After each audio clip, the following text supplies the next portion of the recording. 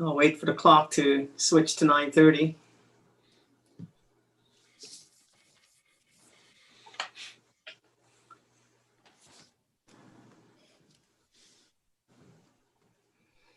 Okay, am I ready to go, Rob? Just one more moment here. Sure.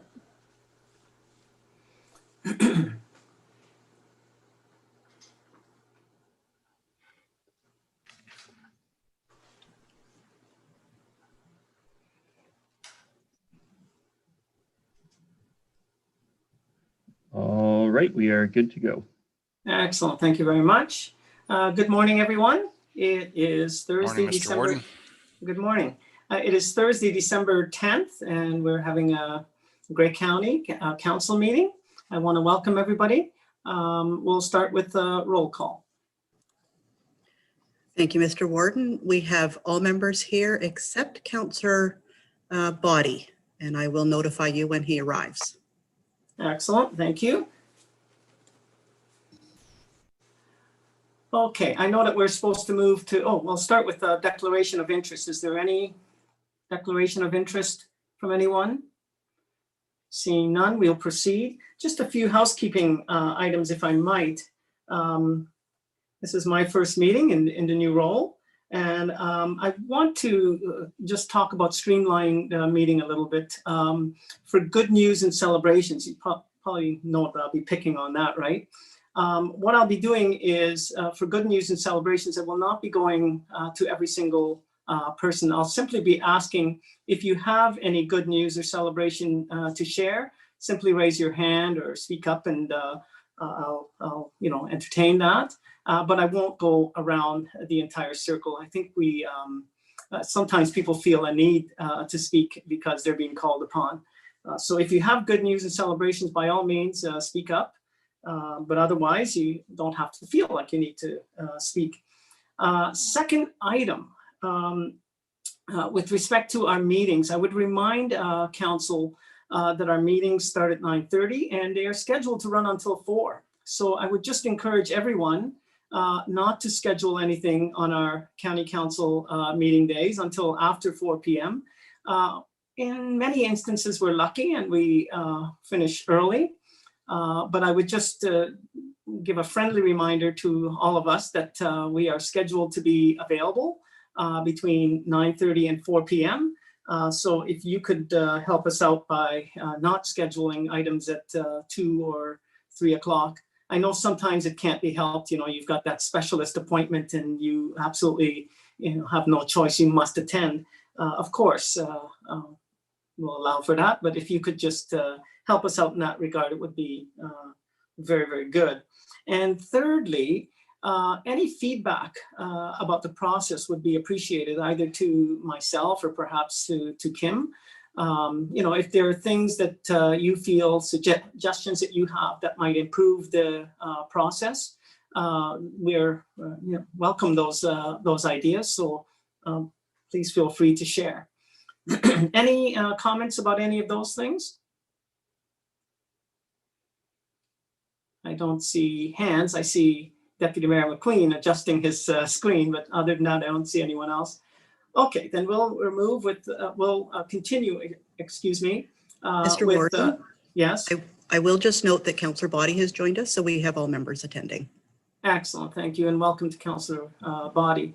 We're on to item number 4, Councillor Body. We're on adoption of the minutes, and those are the minutes of County Council dated November 26th and December 1st, and Committee of the Whole minutes dated November 26th. That is moved by Councillor Robinson and seconded by Councillor Klumpus. Any discussion on those minutes? Seeing none, I'm going to call the question. All those in favor? Or sorry, any opposed, I should say. Any opposed? My apologies. I see no one opposed, so I'm going to say that that is carried. Onwards we go to item number 5, which is reports from the Board of Health. The Board of Health minutes dated October 23rd. That is moved by Councillor Patterson and seconded by Councillor Milne. Dr. Era is present, I believe. Dr. Era, would you like to? Through you, speak? Mr. Warden. So the highlights from the Board of Health meeting were three main items. One of them were examples of surveillance tools for COVID response in schools and childcare, and we have provided information to the board on the different tools that we use that help us be proactive rather reactive in the response. The second item was related to opioid crisis. So we are in December, and so far we have 0 deaths from COVID, and that's a great success. The opioid crisis has claimed over 13 individuals. The data usually comes early in 2021 to reflect the fatality in 2020, but anecdotally we know that there has been more than 13. So we wanted to highlight it and keep it as a standing item on the agenda for the Board of Health. And the final item about public health modernization and the fact that the modernization or regionalization of public health was put on hold formally in March to the emergency. Nevertheless, we noticed that informal regionalization proceeded by establishing communication channels between the center and the Southwest LHIN and the different areas in Grey Bruce and different organizations. And our board had issued a number of letters that will shed light and encourage, raise awareness about the issue, and hopefully would encourage discussion that would lead to consultation, appropriate consultation before implementing these initiatives related to regionalization. So those are the main 3 points from the board minutes. Mr. Warden, open for questions about the minutes or about the COVID emergency response, if any. Thank you, Dr. Era. And Councillor Patterson, is there anything that you wanted to add? Thank you, Mr. Warden, and good morning, County Council. I would just like to share that Dr. Era provided us with a really excellent update on the schools with regards to the response process. And if you had a chance to click on the link and go into that presentation, you'll see that the health unit is very well prepared for any situation that occurs. And this process they've developed is very effective, not only during the week, but especially on the weekend. And media are advised of a breaking story and are put on standby prior to any releases going out.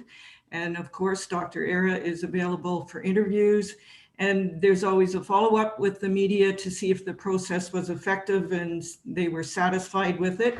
And all key stakeholders are advised of what's happening. So it just shows you that the communication is so important, and with it comes a good level of trust, which in turn helps stop the spread of COVID-19. So thank you, Dr. Era, for having your team ready to go on whatever happens, weekdays or weekends. Thank you. Thank you. Through you, Mr. Chair, through you. Thank you, Mayor Patterson. It really would not happen without the full support of the board and the exceptional support during this year. Thank you. Excellent. Council, are there any questions for Dr. Era on this report or anything to do with COVID? Seeing none, Dr. Era, thank you very much. Mr. Warden, I do see Councillor Desai. Oh, okay. Councillor Desai, go right ahead. Thank you. I had sent in a few questions through there it is. I found the email. So one of the questions I have around COVID is whether Grey Bruce Health Unit would be looking at moving into a more restrictive lockdown, given the increase in the number of cases of late. Speaking locally from Grey Highlands perspective, as of last night, we were at 49 cases. There's at least 2 municipalities that are at significantly above 50 cases. So will we be going into a more restrictive lockdown? And secondly, do we have any news of when our health unit will be receiving vaccines from the rollout that has been proposed? And yeah, so if I know we're receiving about 249 doses by the end of this month, and so will we be receiving any of those in Grey Bruce? Thank you. Okay, Dr. Era? So thank you for the really good questions. Both of them lend themselves to important subjects. Related to restrictions, we've seen increase in numbers over the past 6 weeks. However, for the past 3 weeks, we've seen change in attitude in the type of question we receive and in the concern engagement from the public. And that really usually leads to change in behavior and change in numbers. And over the past 10 days, I would say the numbers have not increased, rather decreased slightly. And if the public continues doing what they're doing, being engaged and concerned, I suspect we're going to be in the green level in a week or two. Nevertheless, the numbers are not going up. So looking at the question, restrictive measures, usually they're reserved to situations where the least intrusive does not work, and the least intrusive is communication and has been working. So I don't anticipate any restrictive measures. Having said that, there could be restrictive measures related to certain sectors depending what happens. Theoretically, if there's a business sector that is associated with high level of cases or outbreaks, that could be implemented quite quickly to ensure restrictions could be implemented quite quickly to ensure reduction in numbers in those settings. Nevertheless, in Grey Bruce, in any regulated settings, schools, businesses, restaurants, long-term care, retirement homes, currently there are 0 outbreaks. So this is as good as it gets. The majority of cases are related to private settings, friends and family, and we continue to have communication out based on the subject. And we have a town hall in collaboration with the 2 counties related to businesses today. We had recently a town hall related to just in general communication, and there is plenty of communication planned for the holiday season and to try to reduce the numbers there. So restrictions probably are not in the near future. The second part of the question is related to the vaccine. We have not had any direction from the ministry about starting vaccination in the immediate future in Grey Bruce. However, we have put together a proposal and we're communicating to stakeholders. And as I mentioned before, if we put our hand up and say we are ready, and if there is a specific scenario where other parts of the province are not as ready, we might have the potential to utilize that competitive advantage and ensure immunization program starts in Grey Bruce as soon as January. We have collaboration with Chapman's Ice Cream, and 2 freezers, ultra cold freezers, will be in Grey Bruce within 7 days, and that's probably one of the key elements that might delay the process in other places. The ministry, we're working with the ministry to get freezers and to proceed with the distribution system that they would have planned, and no question that will be the optimal way universally across the province. However, if that process, provincial process, was delayed or was not as fast as what we can propose here, we might have a chance, if we advocate all of us to the province to start pilot here, to be in that relatively positive position. Thank you. Are there other questions? Heather? Councillor Soever? Go ahead, Councillor Soever. Councillor Soever, you're muted. Sorry. Thank you, Farah, for your comments and reiterating that, especially that transmission is happening in private settings here. I as you know, post that in my weekly video last week, which is now getting quite a bit of interest on social media because it's something people don't want to hear.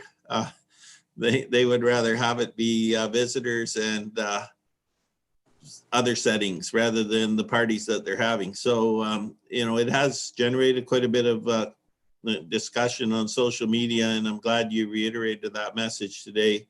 We will get out that people should perhaps watch the beginning of county council and get the real facts rather than the information from their social media feeds. The interesting thing that comes up, of course, though, and although it's not in Grey County, is the outbreak that people refer to, the outbreak at Loblaws in Collingwood. And I have been there, and certainly their procedures weren't quite what we have here at the Foodland and the Value Mart in Meaford. So there is a difference. And, how do we deal with, we've had no outbreaks in regulated settings, but it appears that in our neighboring community, we do have that. So that is an issue. Perhaps you might say something how we deal with that. Through you, Mr. Chair, we continue to discourage non-essential travel from high-risk area to low-risk area. I should have added that part. Nevertheless, if we go to basics, the unit of transmission is the individual, it's not the community. That is to say, every one of us can be in a high risk area, still protect ourselves by following the 3 Ws. Similarly, if people are coming to our area or we're going to their area, as long as each one of us understands that basic principle, we would be in good standing. The system in general in our area is working very well, whether it's a health unit providing the recommendation to businesses and businesses going over and beyond. So as long as fatigue with this process is not there, we will still be able to be in the relatively good position we're in. And again, it's easy to think that restrictions are icing on the cake, so to speak. It's added benefit. It's a sword with two edges at all times. Livelihood that comes with regular business is important for health, and implementing restrictions when they're not warranted might have consequences way beyond what COVID can cause. So again, communication has been working, and it is impressive how the public can continue to respond favorably when the information is provided to them. So I do believe communication is key going forward, not restrictions. Thank you. Are there any other questions? I don't see anyone else. No, sir. With that said, thank you, Dr. Era. And I will now call the question on receipt of the minutes of the Board of Health dated October 23rd. Is there anyone opposed to that? That then is carried. Item number 6, we have 2 bylaws. Those bylaws are moved by Councillor Hutchinson and seconded by Councillor Klumpus. Is there any discussion on either of those bylaws? Mr. Warden, because these are good news, I think Savannah has a map to share just to show council members the opportunities that are going to be available with this demonstration site. Very good. Can you see that? Yes. Can. Is it online? Excellent. Yes, absolutely. There's a lot of excitement in our department about this demonstration site. And we wanted to bring the map back just to show you. So to the right, the non-colorful area, that is actually Grey Roots. That's Morrison Heritage Village right beside it. So this is the property that neighbors Grey Roots. And just looking at what will be possible through the agriculture learning and demonstration, knowing how popular this has become through tourism. We've already been working on this through economic development with Philly, and now Jill with Grey Roots is just seeing so much potential to look at the history and tie everything together and actually start to see that training and that learning and demonstration. So very excited in our department about this this bylaw and this site. And we haven't been as involved in it at this point. We know it's been very much planning and CAO, but we just wanted to extend our thank you for looking at this. And I will just leave this here while you're talking about the bylaw. Whoops, thank you, Savannah. Is there questions from anyone else? I would just extend our thanks and gratitude once again to the Halls for a very gracious or generous, I should say, donation, which is making this all possible. If there are no questions, then I will call the question on the motion. Is there anyone opposed? And I'm going to say that that's carried. That transitions us quite nicely into good news and celebrations. Is there anyone with any good news announcements? Councillor Burley, I see your hand. Thank you, Mr. Warden. I just want to tell all of County Council, George and Bus are very excited. Monday morning, we have a brand new CEO starting and a brand new Director of Operations, both on the same day. So Merry Christmas to everybody in the area, and thank you. That's absolutely right. Congratulations. Anyone else? Councillor Boddy, Councillor Robinson, Councillor Keaveney. So I'll start with Councillor Keaveney. I saw her hand first. Thank you, Mr. Warden. Good morning, everyone. And I just wanted to share that Me for Dragons have announced their winner. The show this year was by video this past week. And the grand winner is Purple Hollow Lavender and Flower Farm. It will be opening in 2021. And they're focused on building a spa-like agriculture with French and English lavenders and specialty flowers and sunflowers. So we look forward to exploring Purple Hollow. Thank you. Thank you, Councillor Keaveney. Next, Councillor Boddy. Yeah, thank you, Warden. This Friday, we're going to be cutting the ribbon on the 10th Street Bridge, and probably the best news is this will be the last time that I'll be talking at this meeting about the 10th Street Bridge, other than making the name dedication in June. But we're pretty excited. We're actually a couple weeks ahead of schedule, so finally getting it open. Thanks. That is fantastic news for sure for the people of Owen Sound and for people outside Owen Sound, quite frankly. Heather, I believe there was one other person. Councillor Robinson. Councillor Robinson, I'm sorry, I didn't catch the name. Thank you and good morning to Mr. Warden and County Council. I just wanted to draw your attention by way of good news on January 25th at the Roma Conference, one of the 2 p.m. concurrent sessions. I'll be chairing the What Now, an open conversation on community safety and well-being plans. I draw your attention to that because this council has been very active in the community safety and well-being plans, and we've had delegations on that. Thank you, Mr. Warden. Thank you, Councillor Robinson. I see Councillor Gamble. Yes, just wanted to say that I know we mentioned it before, but on the 19th of December, we're having Christmas in the Village in Chatsworth. Everything is safe distancing and masking, and we have a parade at 10:30 to 12:30. There's several events going on in the churches and whatnot. There's decorating classes and there's food things. The firefighters and the Agriculture Society are putting this on. Excellent. Thank you. Thank you, Councillor Gamble. Heather, I think you're gonna. Yep, I have 3 more. Councillor Soever, Councillor McQueen, and Councillor Desai. Thank you. We'll start with Councillor Soever.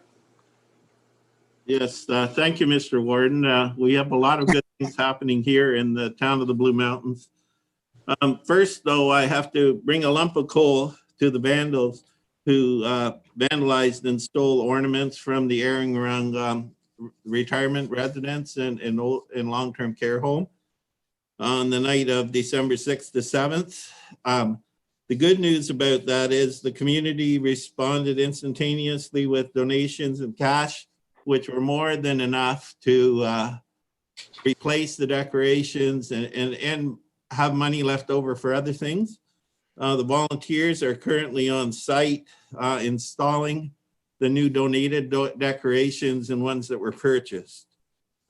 We also have a lot of things going on. We have Christmas dinner, a drive-through Christmas dinner on Saturday, December 19th. We have 3 light tours, the Clarksburg Tour Lights, the Outdoor Festival Tour Lights, and the Holiday Magic at Blue. And of course, we have the Gift of Blue Shop Local event, 5 weekly prize packages valued at $250 and a grand prize package valued at $2,500. So if you shop local here, you can enter that contest and you can win a prize. And with that, there's also holiday programs, many of them at the library, too many to read out here, but I urge people to go onto the library website. And these are all virtual programs. There's things like the night before Christmas, bedtime story time, a holiday writing contest, and a winter solstice event. And that's all I have, and Merry Christmas. Thank Does you, that Councillor. qualify as a mask? Yeah, it doesn't qualify as a mask unless I have one on underneath. Well, thank you for the good news, Councillor Soever, and it's nice to see that the Christmas spirit is alive and well in the Blue. Councillor or Deputy Warden McQueen. Well, thank you, Mr. Warden, and good morning, County Council.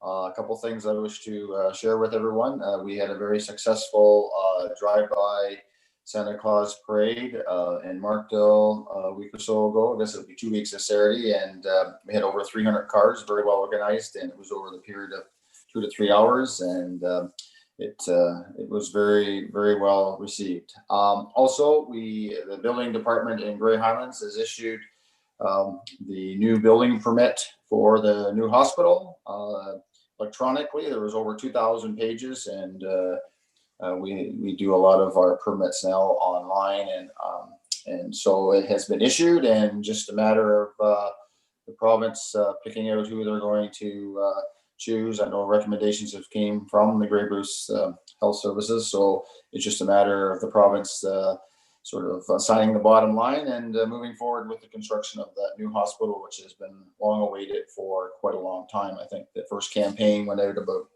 2002, 2003, and the community raised over $13 million at that time. And so if you persevere, it eventually comes by. And but it's interesting that you need almost 20 years of planning before you get a hospital, and it just takes time. But anyway, we're it's good to see, and looking forward to that project starting soon. Thank you, and all the best for everybody for the holiday season, and have a safe holiday. Thank you, Deputy Warden. Next, Councillor Desai. There we go. So I'll also start with a piece of unfortunate news. The Flesherton Kinets, which were a long-serving service group in Flesherton, has ceased operations. One of the biggest reasons was the lack of volunteers. I'll move on from there to the Moonlight Madness in Markdale, which happened the Friday before the Christmas parade. It was organized by the Chamber of Commerce, and it was basically a night of shopping local in Markdale. The farmers market had set up shop in downtown Markdale as well, and it was just a lovely night in general. A lot of people out and about shopping in Markdale. This past Friday, we had a similar event called Festive Friday in Flesherton, again organized by the Chamber of Commerce. They've been really active through this pandemic and in supporting local businesses and the chamber members, and I just want to give a shout out to all the work that the Chamber of Commerce in Grey Highlands has done. I was part of a Movember fundraising campaign. If all of you remember, there was a bit of a thing on my upper lip. It wasn't a skunk; it was a mustache. At least what I'm sticking to was a mustache.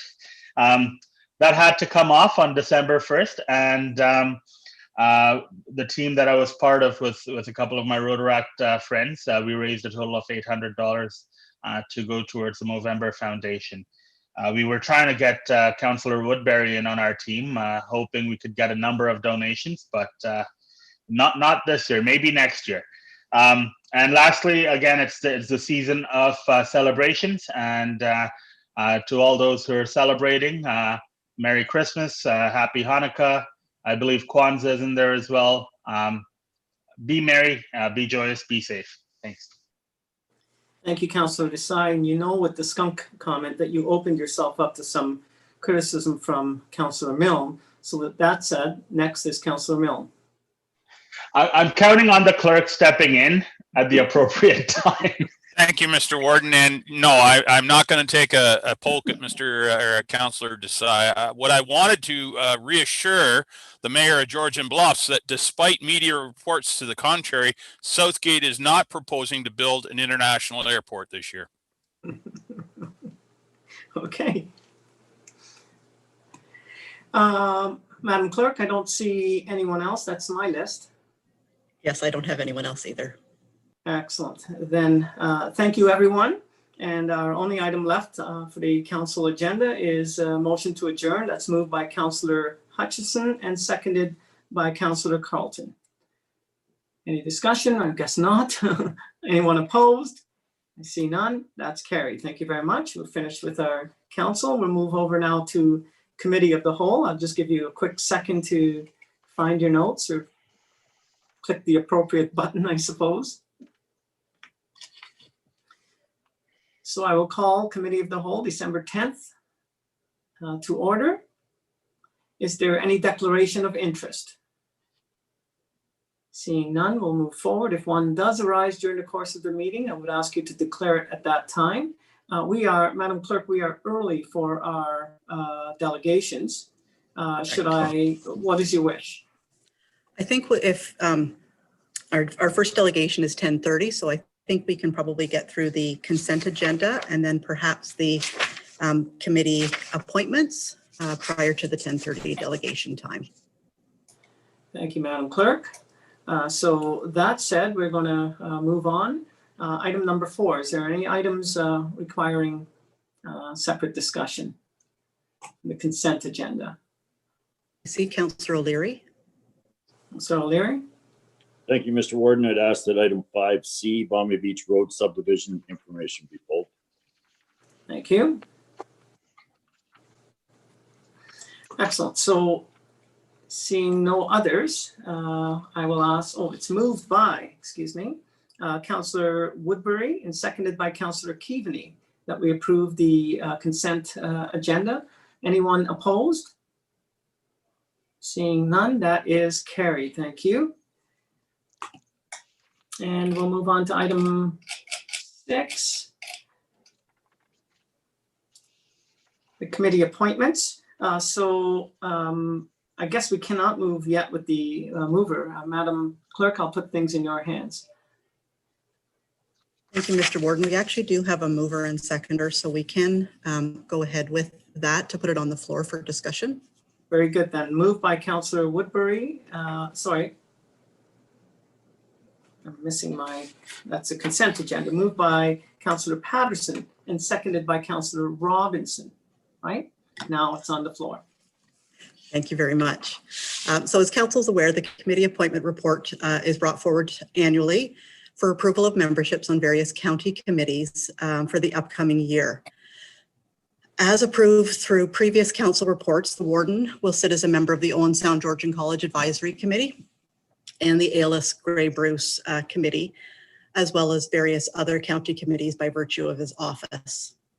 In the report, you will note, and there was a link to the letter, a letter's been received from the Board of Health asking both Grey and Bruce counties to pass a resolution to maintain appointments for another year to provide consistency during the pandemic. The request for the Board of Health appointees, the request was that for the Board of Health appointees to remain for a further 1-year term, and it is part of the overall resolution contained within this report. There is an opening currently for the alternate for the Grey County Federation of Agriculture. Councillor McQueen has put his name forward for that membership, and I didn't know if there was anyone who was interested in putting their name forward as the alternate.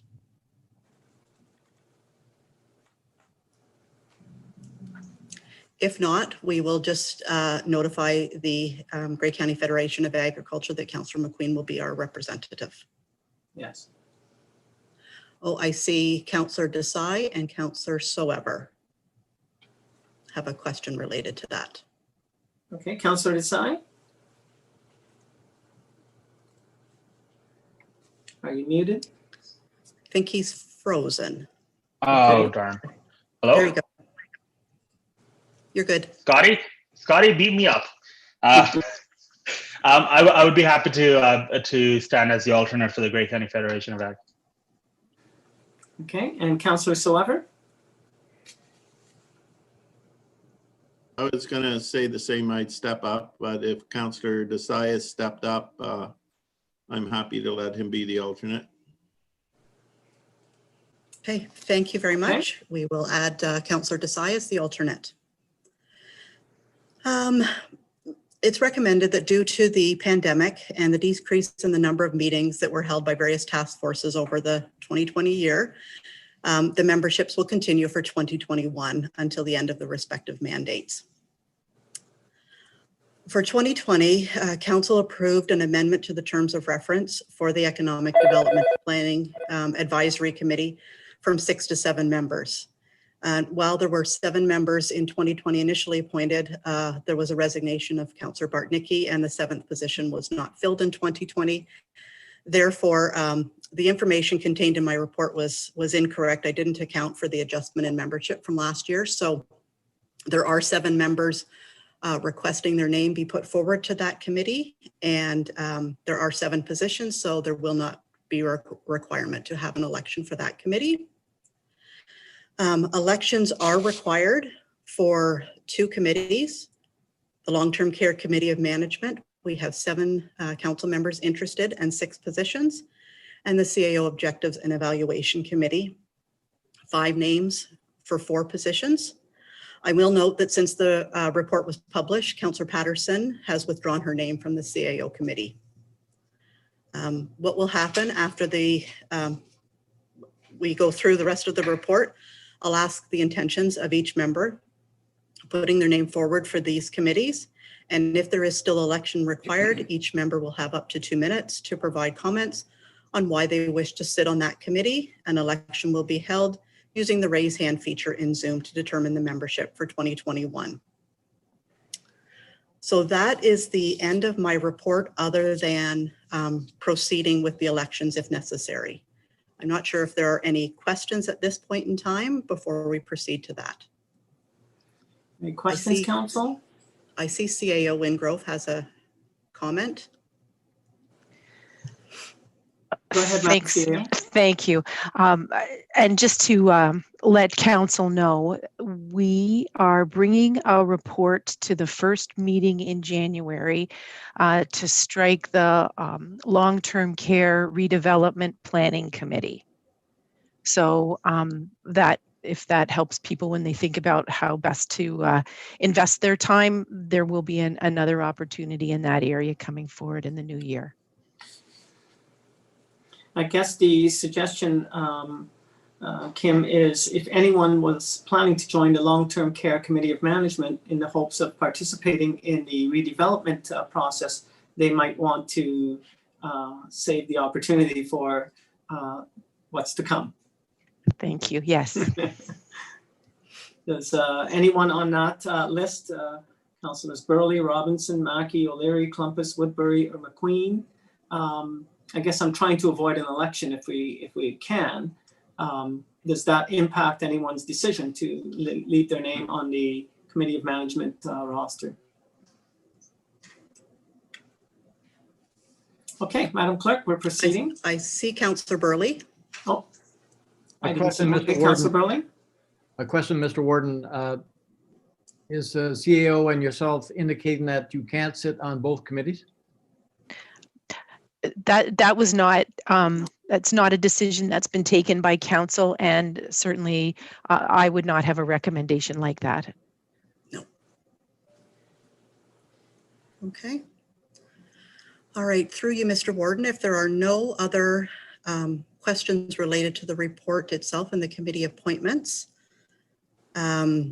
I will then be asking the intentions of each member of council for each committee. And then If we do require election, then we will go through that process. Okay. So I'll start with the Long-Term Care Committee of Management. Councillor Burley, you want to remain? Yes, I do. Okay. Councillor Clumpus? Yes, please. Councillor O'Leary? Yes, I do. Councillor Mackey? Yes, I'd like to let my name stand, please. Okay. Councillor McLean? Sorry, I was on mute. Yes, I'd like to let my name stand. Thank you. Councillor Robinson? Yes, thank you. Okay. And Councillor Woodbury? Definitely. Okay, thank you. For the CAO Committee, Councillor Body? Yes, please. Okay. Councillor Desai? Yes, please. Councillor Hutchinson? Yes, please. Councillor Millen? Yes, Madam Clerk. And Councillor Potter? I will withdraw, Madam Clerk. Thank you. Okay, thank you very much. So there is no election required for the CAO committee. Thank you very much, everyone. So the members of that committee will be Councillors Body, Desai, Hutchinson, and Millen.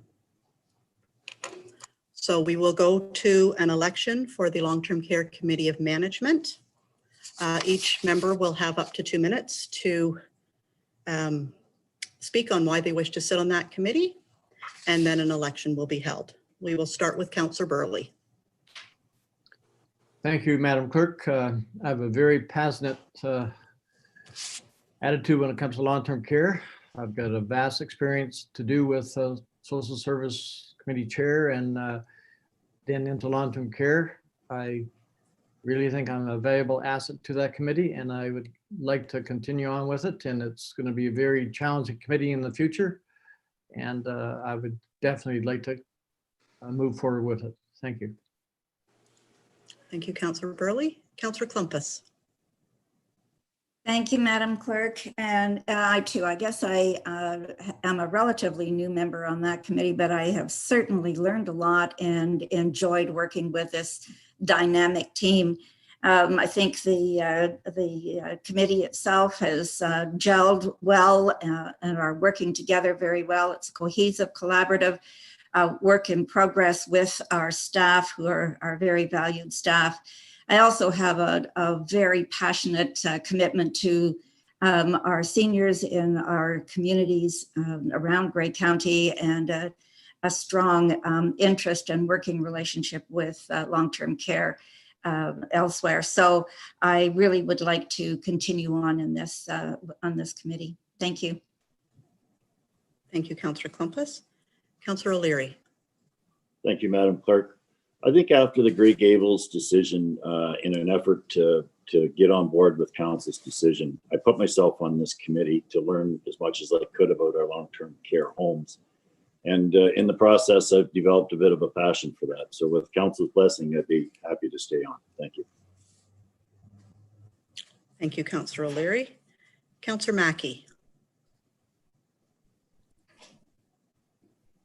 You are on mute, Councillor Mackey. Councillor Mackey, you're on mute. Sorry, I was muted. Thank you, Madam Clerk. Mr. Warden, members of council, it's been my privilege and honor to serve on the Long-Term Care Committee, I think since its inception, so for a number of years.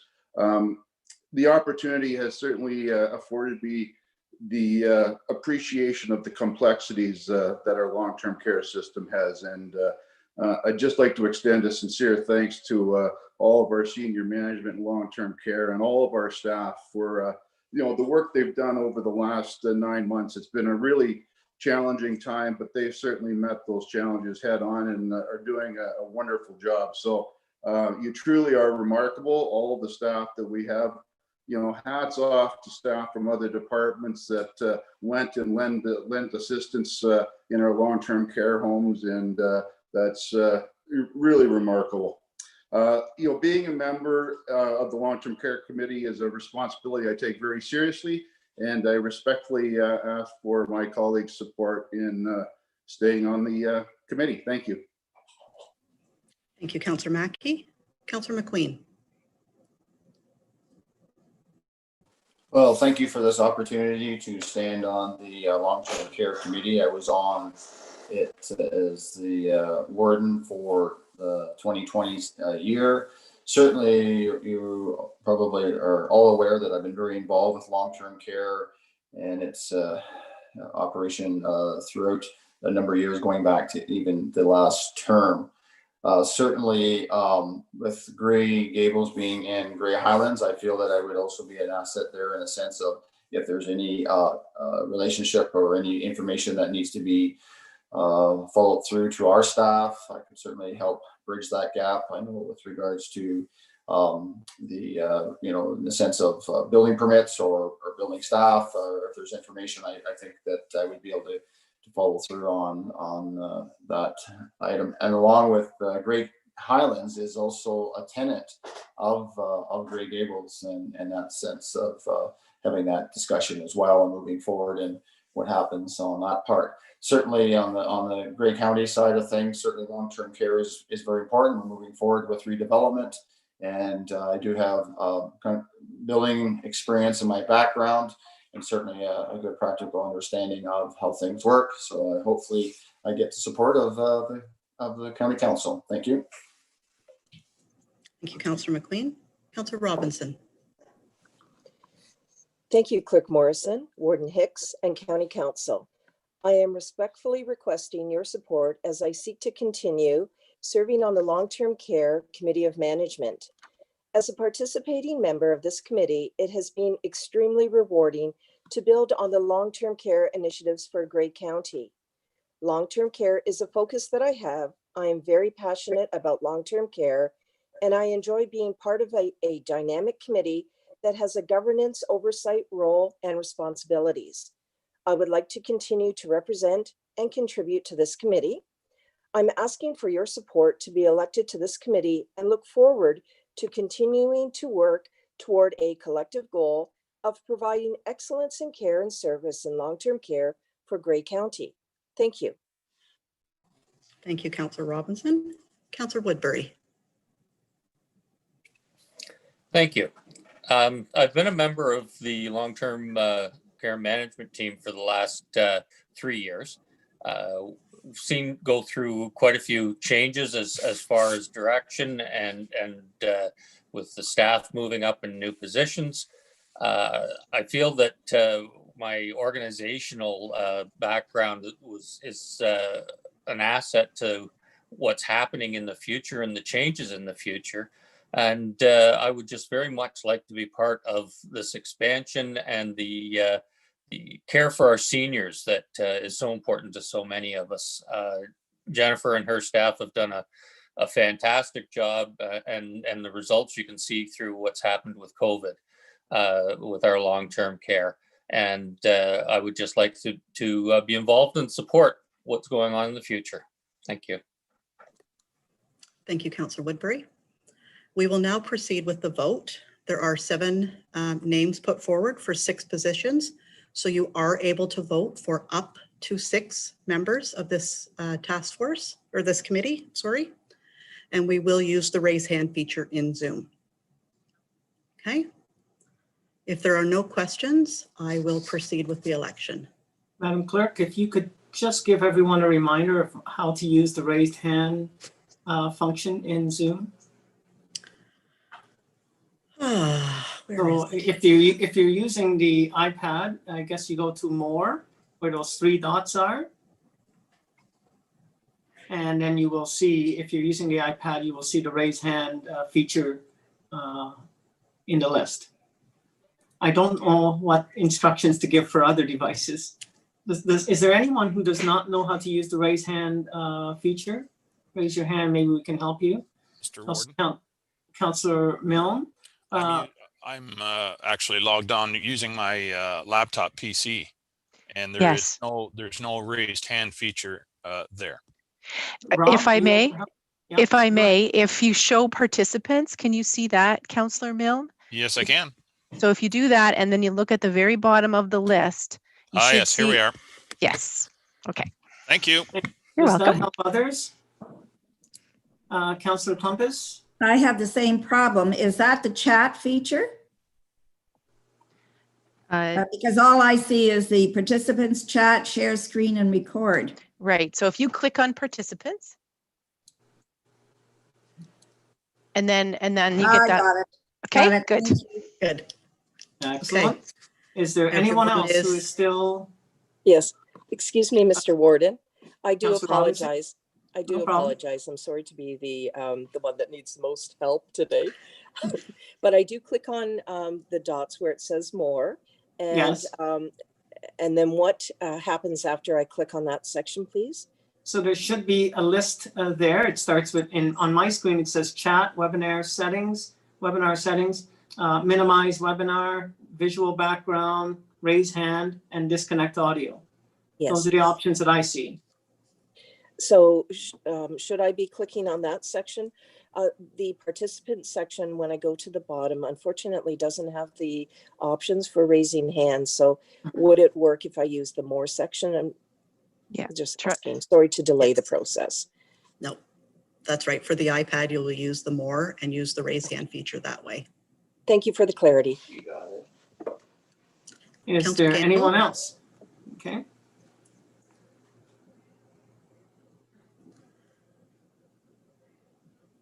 Councillor Gamble, do you have a question? I see your hand. Oh, your hand was raised.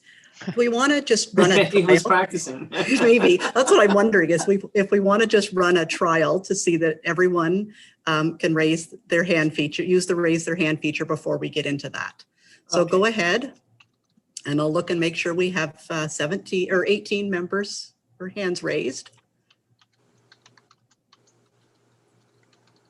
Councillor Gamble has a question, Madam Clerk. Yes, go ahead, Councillor. Nope, you're good. No. He's raising his hand manually. Councillor Gamble, are you able to do it on the screen?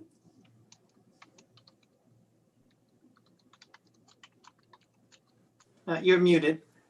There you go. All I get is lower hand. That's not right. Well, that you have raised your hand already, so that will be your option Yeah. to lower it then. So you do have it. You would have had hit raise hand already. Right, so my hand is raised right now and I can turn it off by hitting lower hand. If I could, sorry, just suggest, all councillors have to worry about is raising their hand and staff can lower them all in one Okay, button. very good. Are we all clear? Is there anyone else still needing some assistance? So go ahead, staff. I guess you can clear all of the raised hands. It'll be cleared for you. So all of our hands are now lowered. That's and correct. The clerk is going to proceed with the voting. Thank you. So we will go in alphabetical order. As I said, you are eligible to vote for up to 6 members on this committee. So the first one will be for Councillor Burley.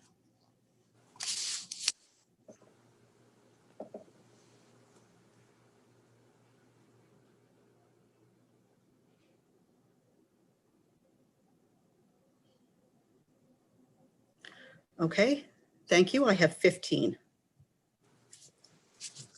We'll wait. Okay, the next one will be for Councillor Clumpus.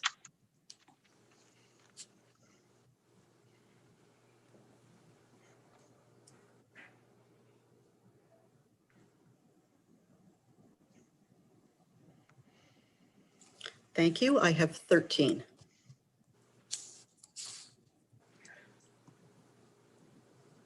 The next one will be for Councillor O'Leary.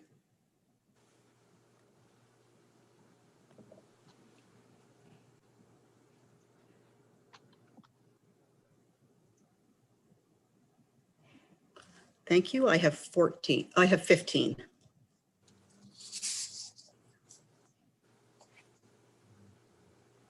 Okay. Next one will be for Councillor Mackey.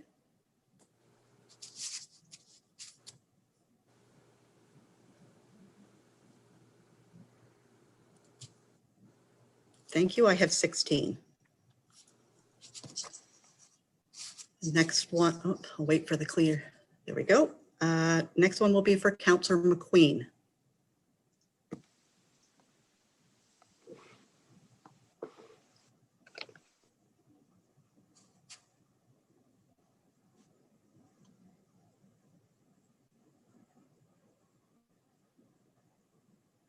Thank you. I have 12. Next one will be for Councillor Robinson.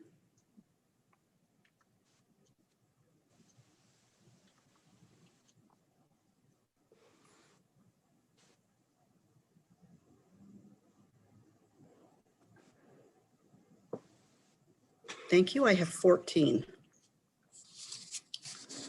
And finally, Councillor Woodbury.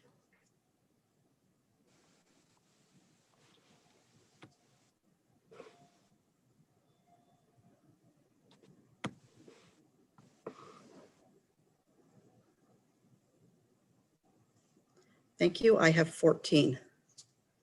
So the members of the Committee of Management for 2021 will be Councillor Burley, O'Leary, Mackey, Woodbury, Robinson, Clumpus.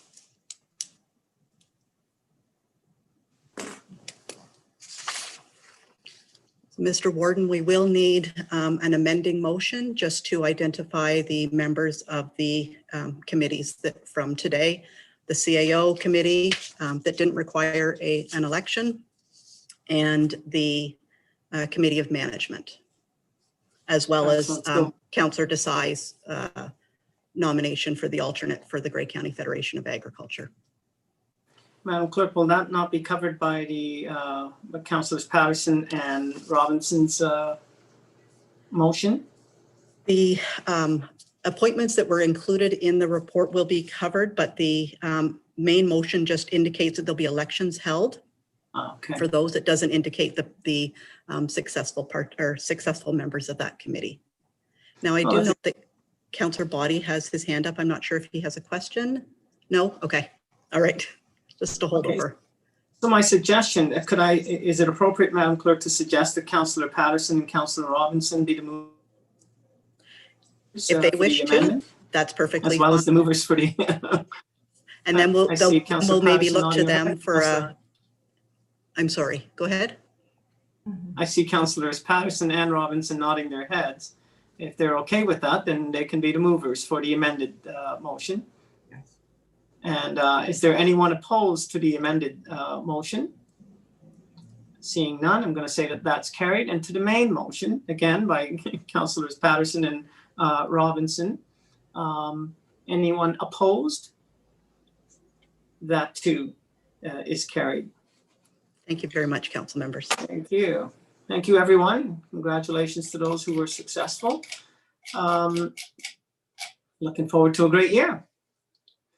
So we can go back now, I believe, Madam Clerk, to our delegations. Yes. Excellent. And is Mr. Gervais, is it Gervais or Jervis? Gervais, right? Gervais. I think Savannah will provide an introduction. Is he present? Excellent. Who's introducing him, Madam Clerk? Savannah. Okay. Savannah, you have the floor. Excellent. Thank you, Warden and Council. Good morning. We do have Trent Gervais here with us. He is the president and CEO of Lumex, and he is currently contracted to manage the Wyerton-Keppel International Airport. We thought it was really important to have him here today because he is certainly the expert in this field. So I don't want to delay too much. I know he's got a lot of information for you.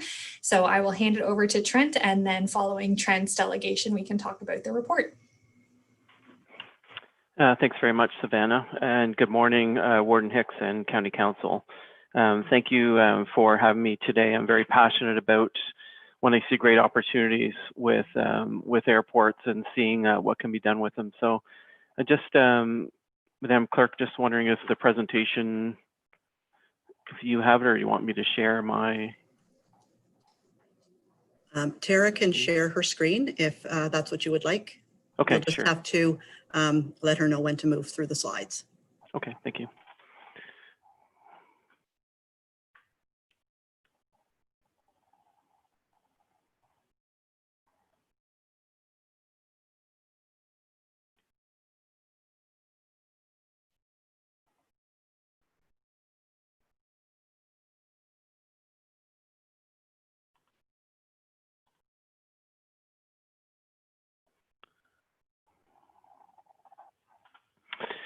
So I'll just get started just quickly a little bit with the Lumix Group, and I'm going to just concentrate on our aviation branch. We have 3 branches.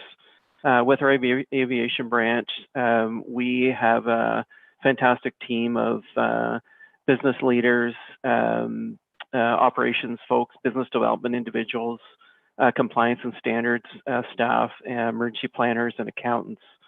And together, our team offers many services in aviation. One of them is we manage airports across Canada. We manage 7 currently, and we work for about 20 to 30 at any given time. So one of the unique things, we do consulting, and one of the advantages of what we do is we actually, we build airports, we create the business plan on how to operate them, and then we also offer operations and management services. So we really understand what's required from the ground up, from taking a vision and turning it into reality. And I just want to say that the questions that are asked about airports in your region are the same questions that many regions and areas across Canada are asking right now. So it's great to have these conversations. And my feeling is that you have to operate your airports as a business. So we'll talk a bit about that this morning. Next slide, please. This is, today we're talking about the Wiarton Keppel International Airport, but I really want you to take the focus and think about the airport and the other airports in the area together as a regional opportunity. Next slide, please. So the goal for looking at regionalization, so first of all, every airport in your community should strive to be self-sustaining. So this airport model and what should be looked at moving ahead with Wiarton and looking at incorporating the other airports is to make the business model that it's profitable, or at least breaking even, to take the burden off the taxpayers. It's very difficult when taxpayers are trying to come up with money for sewer and water and all the other essential services. So the airport should look at a business model that will break even or become profitable. Next slide, please. So one of the advantages about Wiarton is it is the only certified airport in Grey and Bruce counties, which is significant for many reasons that we'll talk about. It does, the primary runway is 5,000 feet long and does have the potential for the secondary crosswind. So 5,000 feet with lots of opportunity for growth of that airport. So Canada Customs for the seasonal, and it's important to note that most of the jet traffic during the summer months comes from the US. So that's money coming into the region. It is open 24 hours a day, which is significant for goods and passengers to travel in and out of your area every day, all day. It is the host of Nav Canada's backup navigation equipment as well. So it plays a critical link in aeronautical services in the area. Next slide. This is and when we did a little bit of digging into this, that there's 38 medevacs that are used by the airport at any given roughly, and that's patients that from the region, not just Wiarton or Georgian Bluffs itself. So really important to point out that the airport provides that critical link for life safety. Next slide. So just a breakdown on that, there's 8 fixed wing, 30 rotary wing flights. So it's not just helicopters coming in. It is important to point out that helicopters just can't land anywhere for that patient transfer, non-emergencies. They have to land at an airport. So next slide. It does have a 24-hour human weather observation on site, which again is one of the last few airports that have that, which is the best service to have. 820 acres of land, so that's really significant when you're looking at growth at an airport and protection of the airport surroundings with tree heights and building heights and whatnot. So that's really important to have as well. The other important feature of this airport that very few airports have and not in the area is that it does have the proper approaches for getting the traffic in. So the IFR approaches, the low minima, which means in bad weather, aircraft can get in, get out. So when you're looking at expanding an airport without the proper approaches, you're very handcuffed to what you can do with that airport. Next slide. The public terminal building, the pilot's lounge, all these things that make up the tenants that are on board, all this makes up and helps with the sustainability of an airport moving forward. So again, Wyerton is very advanced with having some of these services available. Next slide. Just wanted to point out some movement. So movement is a takeoff and landing, and this is really important in engaging, you know, how well the airport's moving along. And if you look at just a snapshot of 2019 with just shy of 5,000 movements. And what's really important to point out is if you look at the months between May and October, that's when the movements are up, which tells me that you have significant business or leisure travel coming in and out during those summer months, and you know, tourism is a big part of it. So there's a really great opportunity with taking a regional approach to look at getting those numbers up all year round by attracting businesses to the area. Next slide. This is an important number when you look at what's the purpose of the airport.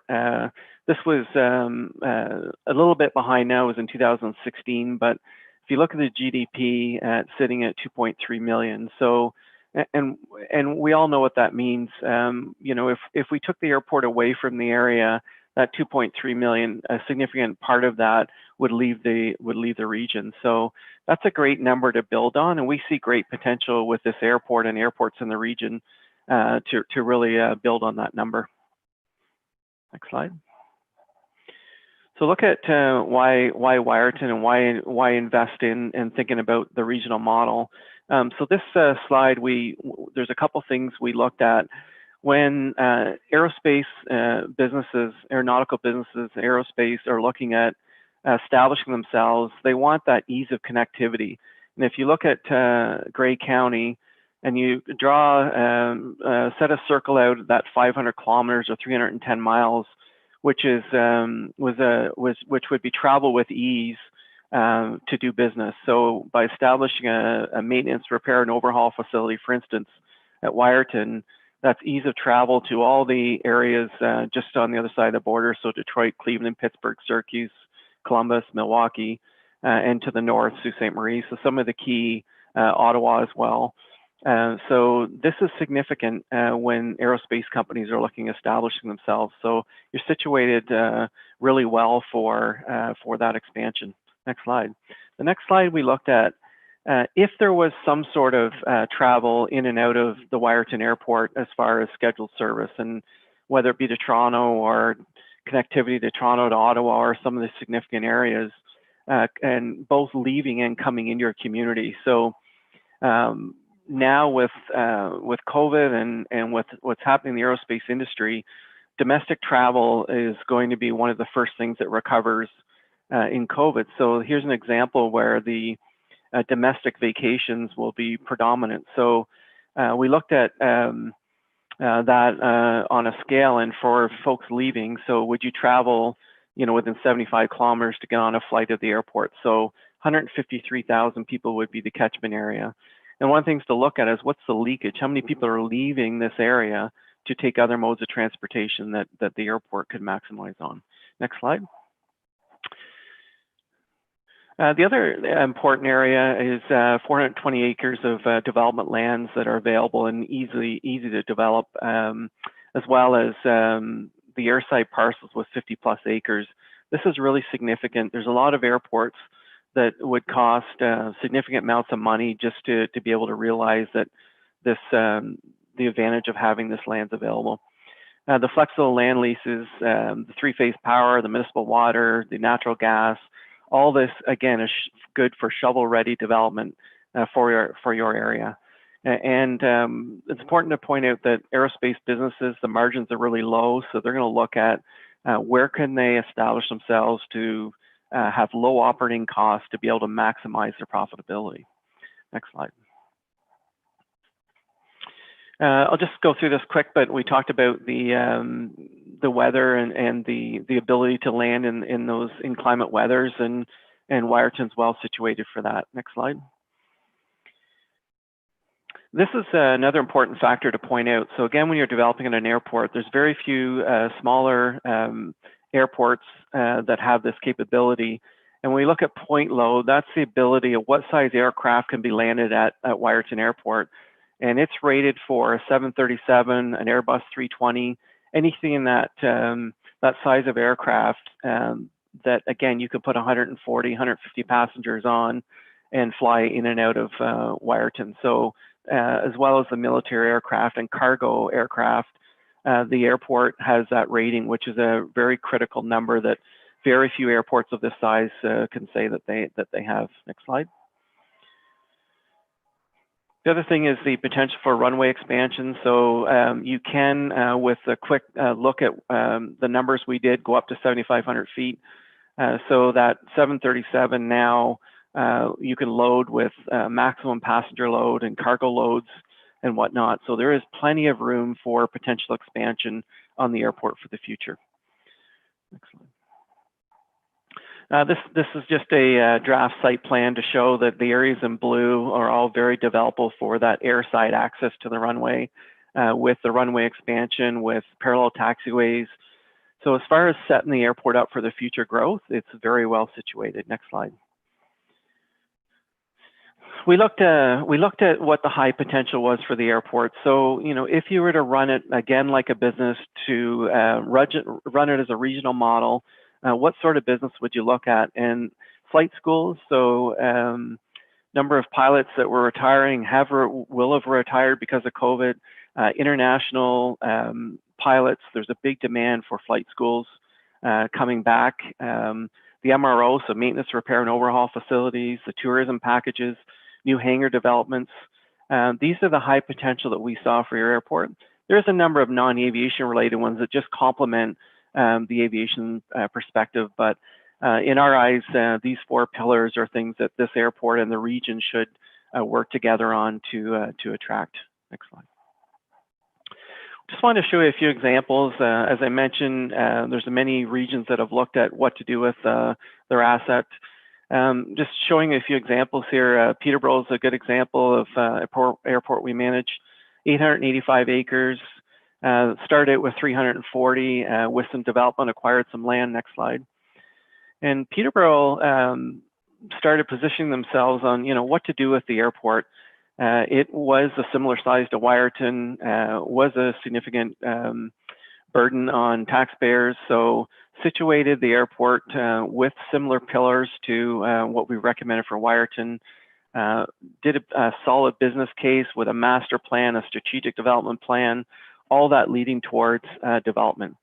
So in 2007, there was approximately 70 jobs on the airport.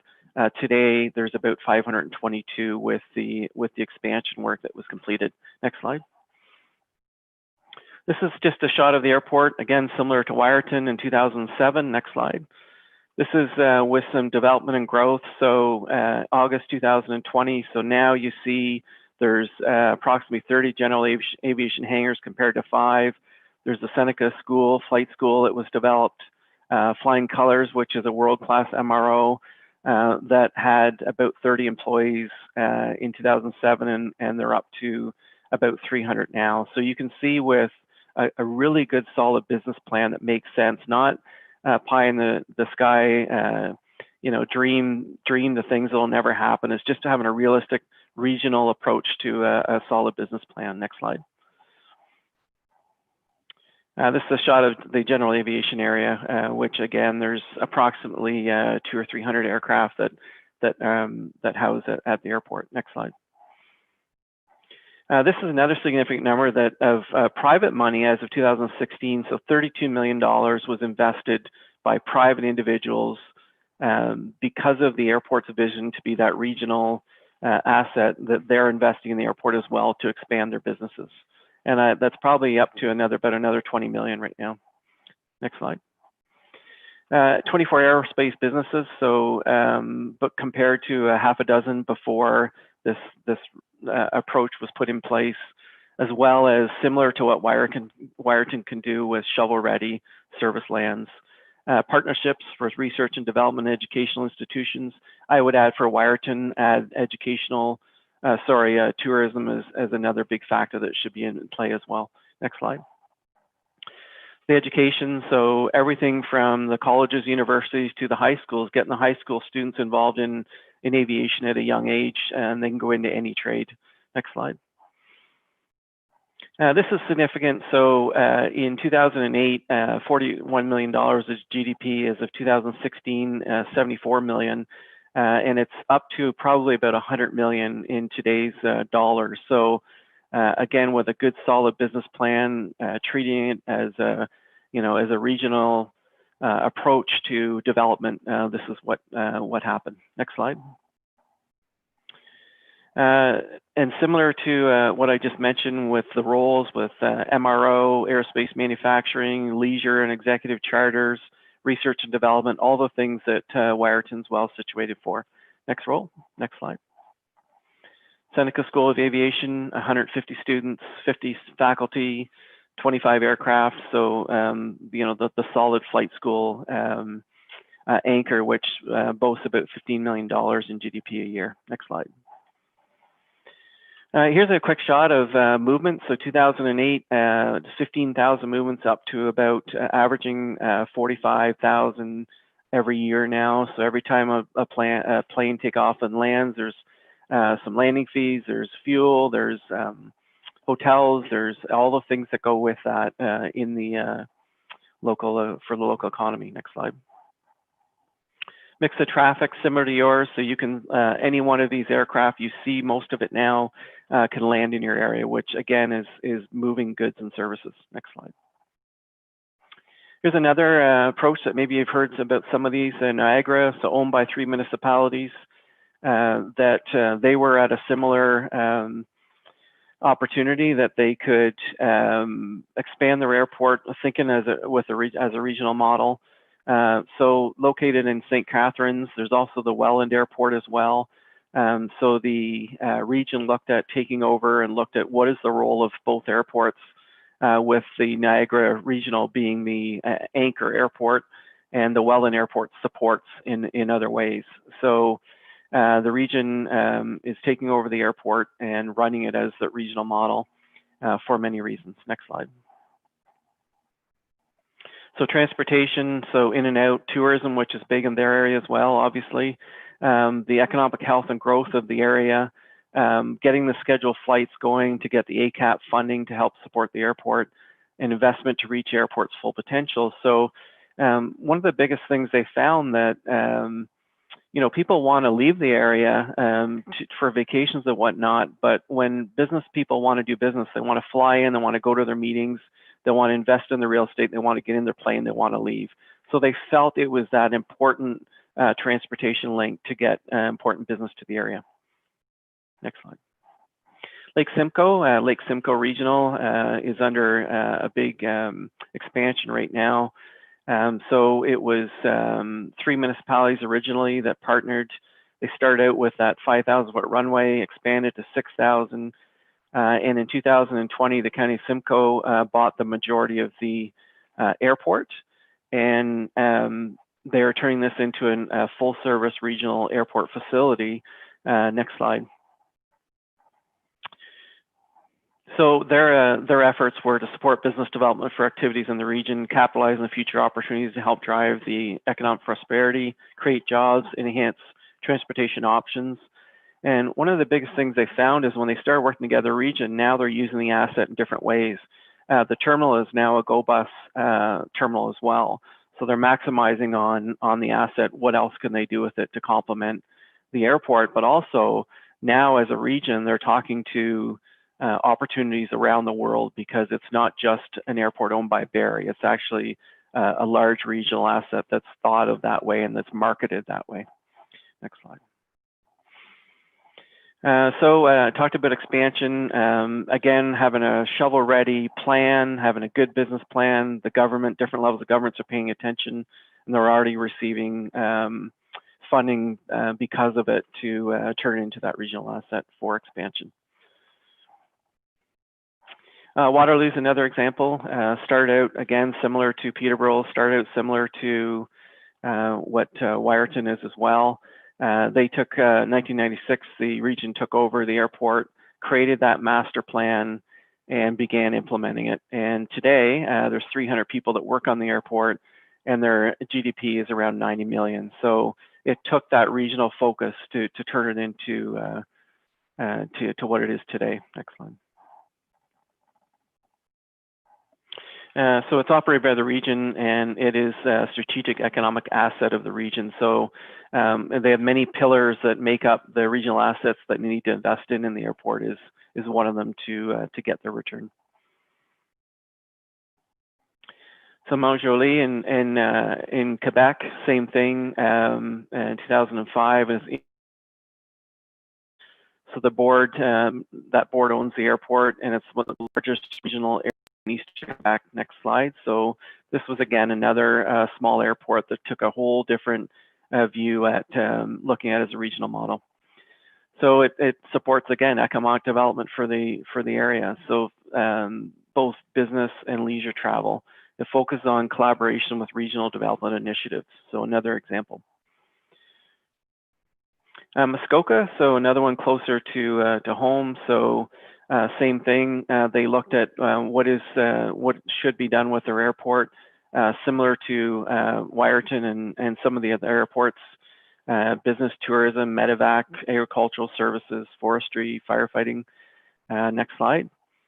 So this is 6 municipalities that contribute to the airport, and their GDP is $40 million into the local economy.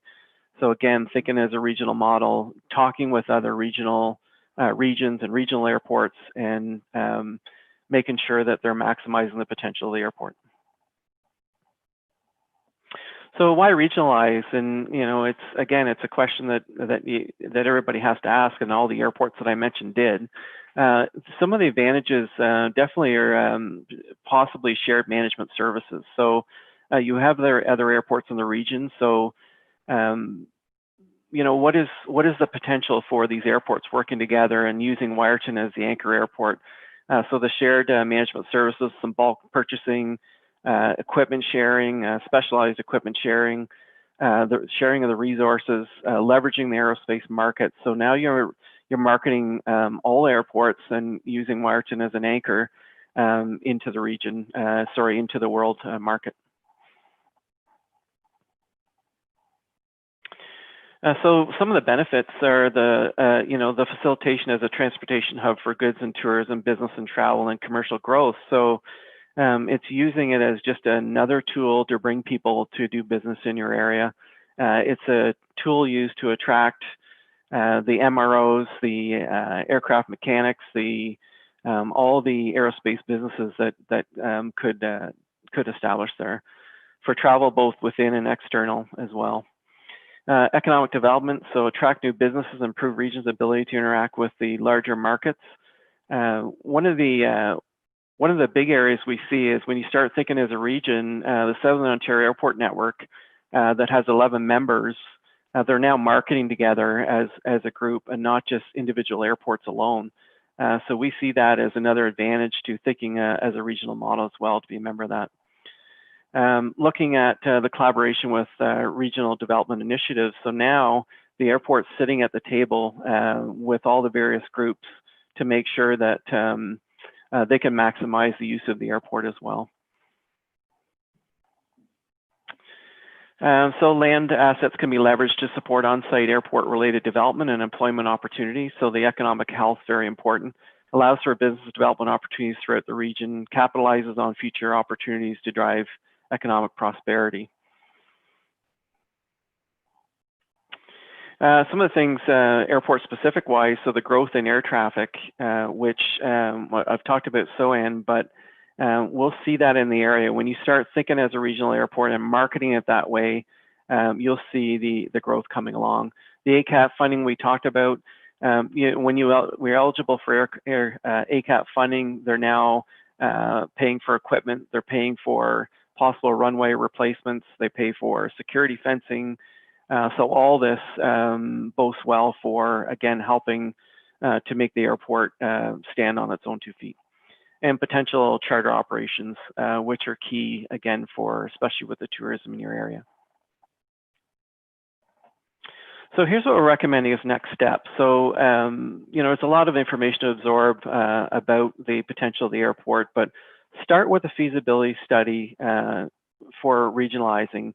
And the study would not just look at Wyerton, but it will look at all the airports and what role they play in the region, and how that the airports can work together, for instance, on those cost-saving initiatives we talked about.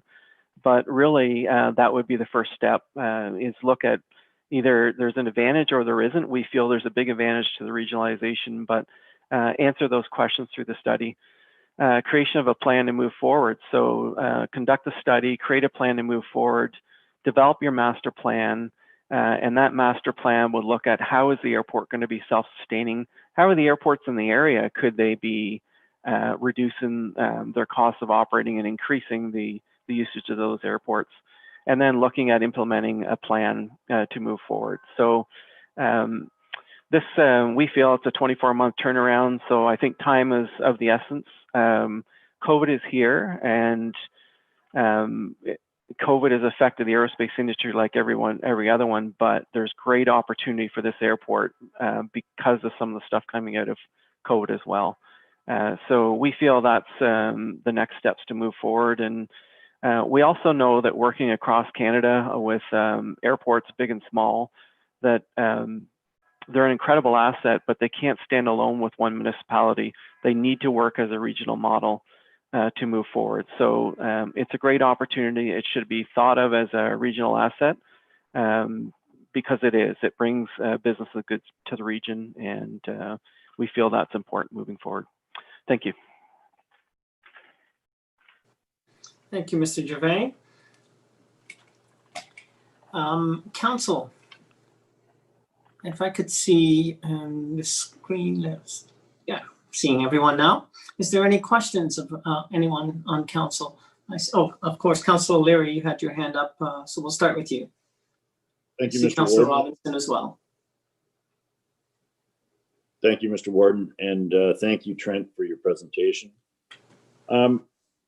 When I was elected in 2014, the airport in Owen Sound was losing about $100,000 a year.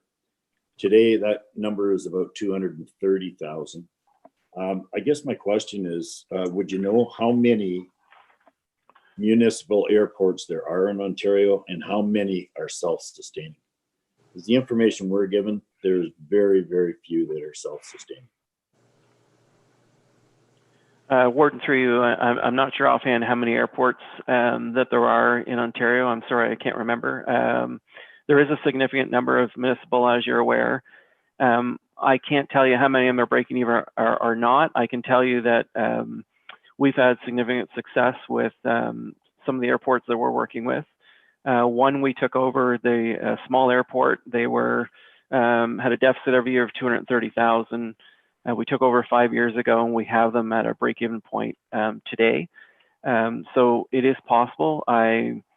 One of the common mistakes that that I see is that airports treat them like any other department within the municipalities, which they should in some ways, but in other ways, commonly what happens is a roads equipment operator is sent to the airport to plow the snow and cut grass, and quite often, and they're very good at it, and it's very important to be done, but quite often there's not a focus on the business development side of an airport, that you truly have to put the right people in place to have a solid business plan to move it forward. And that's very difficult to do for small municipalities because, again, they're competing, their dollars are so spread so thin, but it needs to be treated like a business, and quite often in the municipal airports, that doesn't happen. Okay, and the second question, you had an aerial view there of all the hangars at the Wyerton Airport, and you said there's about 200 or 300 planes that are stationed at the airport. That's a pretty broad number. Do you know which it is? Is it 200 or 300? What is that number? Do we know? Warden, through you, that was at Peterborough Airport. I was showing you one of the examples. So okay. Yeah. Okay, my mistake. And final one, this might be for Councillor Burley, I'm not sure, but what has changed since Georgian Bluffs bought out their partner for $600,000? Councillor Burley? To you, Mr. Warden, many things have changed at the Wyerton Airport. we found that two municipalities owning an asset like the Wharton Airport, we're all competing for funds for each one of our municipalities.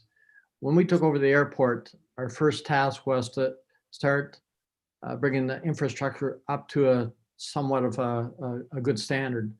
That's what we've done the first couple of years, to not let the infrastructure go, but to replace it. Things like sewage pumps and gas pumps and all the things like that. We did spend investment and improve all that. We put a restaurant into the airport that we just never seemed to be able to, with two municipalities, agree on what and how to move forward. And that was always a challenge. Those are just a few of the things that we have improved and changed the airport to where it is today. Thank you. Thank you, Councillor Robinson. Thank you, Mr. Warden, and through you. Trent Jervis, thank you very much for the detailed presentation. It was most enjoyable. And I did note on one of your earlier slides, you identified the catchment area and did speak a bit about that this would be a hub, and this airport would support local airports.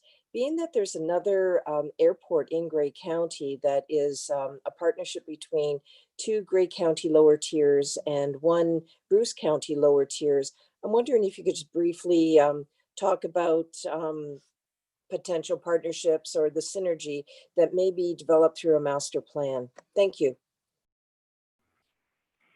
Thank you, Warden Hicks, through you. I think that we took a look at the airports and where they're located, and I think they all offer a distinct role in all this, and I think that the study will flush that out. But I mentioned in one of the slides about starting to collaborate, and through possible shared management services, through purchasing, through even thinking business development from a different lens. So if I have a business in Hanover, then chances are I want to fly direct to Hanover. And so that's where I think that we really need to look at the role of each airport. If Wyerton would be situated as kind of the commercial hub because it can get in the larger aircraft, then maybe one of the other airports plays a different role in the general aviation fields. So I think, again, that's what the study will flush out. I do believe there's a role for all the airports, but again, the study will flush that out. But I really feel one of the biggest areas is starting to think of them all as a regional assets, and to start the marketing and the business development, not independent, but working together for a common goal, and that's to attract business and goods to your community and allow your community members ease of access to travel out of the area. Thank you. I don't see other hands as yet, but Mr. Gervais, Madam Clerk. Sorry, I do have three. I have Councillor Soever, Councillor Millen, Councillor McQueen. Okay, and before I will acknowledge Councillor Soever next, but before we go there, I do know that we have, it will lead into this item being discussed under 6B in our agenda. And I know, Mr. Gervais, you're going to stick around for that discussion as well, correct? Correct, Warden Hicks. Right, so I just wonder at what point, Madam Clerk, do we transition from the presentation to actually maybe moving into 6B? I think if we can answer the questions, or if council members have questions specifically for Mr. Gervais, then we can continue on with that. If they then flow into Savannah and Steve's report, then that's the time to transition into that report. So that's what I'm attempting to do. And I'll just say, Councillor Soever, if you could nod, do you have a question specifically for Mr. Gervais? Or yes. Okay, good. Just one second. I'm going to check with Councillor Milne. You have a question specifically for Mr. Gervais as well? No, I'll wait till we get to Savannah and Steve's report. Thank you. Okay, thank you. And Deputy Warden McQueen? Yeah, I can wait to that report as well. Okay, thank you. Councillor Soever, go ahead. Yes, and I want to thank the presenter for his report. It's very informative, and certainly I think we all recognize the economic development value of airports. But how important, my question is, how important is location? Because, this airport is located at the far reaches of Grey County. And for instance, if you were coming to Blue Mountain Village, our municipality sees about 2.5 million visitors a year. Many people do fly in, but land in Collingwood or other airports, or even Pearson, because the difference in travel time from Pearson to Blue Mountains or the village is about 20 minutes. Wyerton is 20 minutes closer yet. So there are a number of airports that are closer, including would you necessarily not go through Pearson and go to Wyerton? So my question is, how important is location in making a success of an airport? Thank you for the question through you, Warden Hicks. Location plays a factor in it, and it's one of many. Price of fuel, for instance, when you have a business jet from the U.S., you're going to spend $10,000 or $15,000 on fuel, or in some cases more. If they can save $1,800 by going 10 minutes longer, then they will. So location is very important, but it's also the services which are very important. Some airports don't have a robust fixed-based operation, which is de-icing and that sort of thing, de-icing fuel and catering and limo services and all that. So although location is important, they'll also travel a bit further if they're getting the better service. Pearson, so one of the things that Pearson's reaching capacity, and they started the Southern Ontario Airport Network because they wanted to start, they had to start doing something, and they wanted to push the regional traffic out, and they wanted to push the general aviation, so the private jets, out as much as they can to other regional airports, so that they can make room for the wide body aircraft coming in. So the wide body service was at about 30%. They want to get it up to 80%. So to do that, they have to get rid of some flights. So there's an example where Pearson just lately again raised their landing fees and so their movement fees for these smaller aircraft like the business jets, because they don't want them there. There's no room for them. Now today they'll probably take them because of COVID, but when things return to normal, so it just won't be easy for these private jets to get to Pearson. And even if they can get in, they're going to be getting slots that are 2 in the morning and 1 in the morning, that sort of thing. So not prime time. So these airports, regional airports, have the opportunity to grab onto some of that business, and some of them are seeing it, like Lake Simcoe as an example. Thank you. Thank you. Okay, thank you. Council, what I'm going to suggest, we've been sitting for an hour and a half and beyond. I'm going to suggest that we take a very short break. Can I, 5 or 10? Nod if you prefer 5. I see a hand for 5. How many people prefer 10? A few. It's about equal. So I'm going to say let's go for 5. So let's just take a very, very short break, and we'll come back and we'll move right into item 6B, the regional airport study, and hopefully we can still be in reasonable time for our second presenter, Savannah. So let's do, it is now 11:08. Let's say at 1:15. We'll be back. All right, short break. Just make sure that the screens are, your camera is off and your microphone is off. Thank you.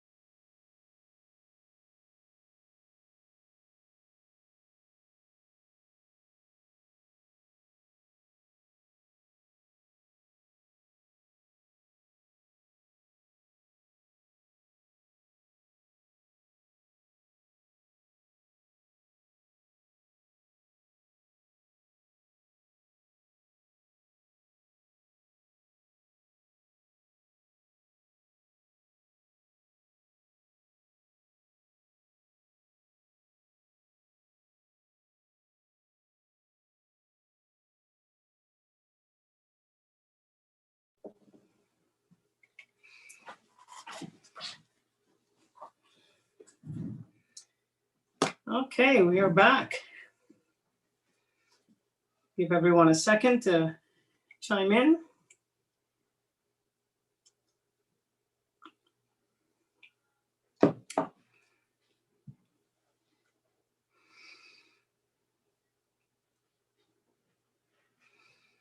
Madam Clerk, do we have quorum?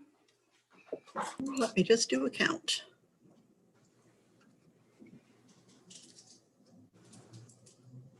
Yes, sir. Excellent. We'll get started. I know a few people are still joining us. So we'll go straight to item 6B, the regional airport study. Savannah will be on deck. It's moved by Councillor Burley, seconded by Councillor Carlton. Savannah, you have the floor. Excellent. Thank you so much, Warden and Council. Steve's with me today. He's going to kick things off because he really, in our department, is in charge of our investment portfolio. And that's why we're here today, because we see this as one of our key investment opportunities. So with no further ado, Steve will kick us off. Hi, Steve. Good morning. You're looking very dapper. Thank you. So is everyone else. Thank you. Thank you, Council Warden.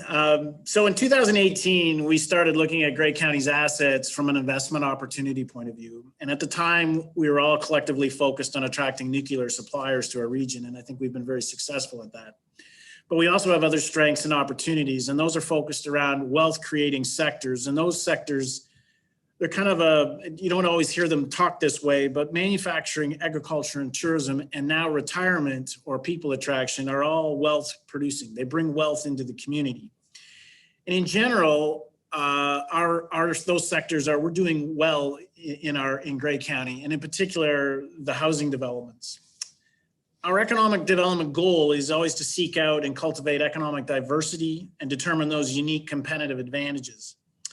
Looking to the future, we need to be asking what new industry business parks are being planned, what new commercial and residential areas are going to be planned, what other opportunities do we have a unique advantage in? And this is all happening faster and faster with population growth.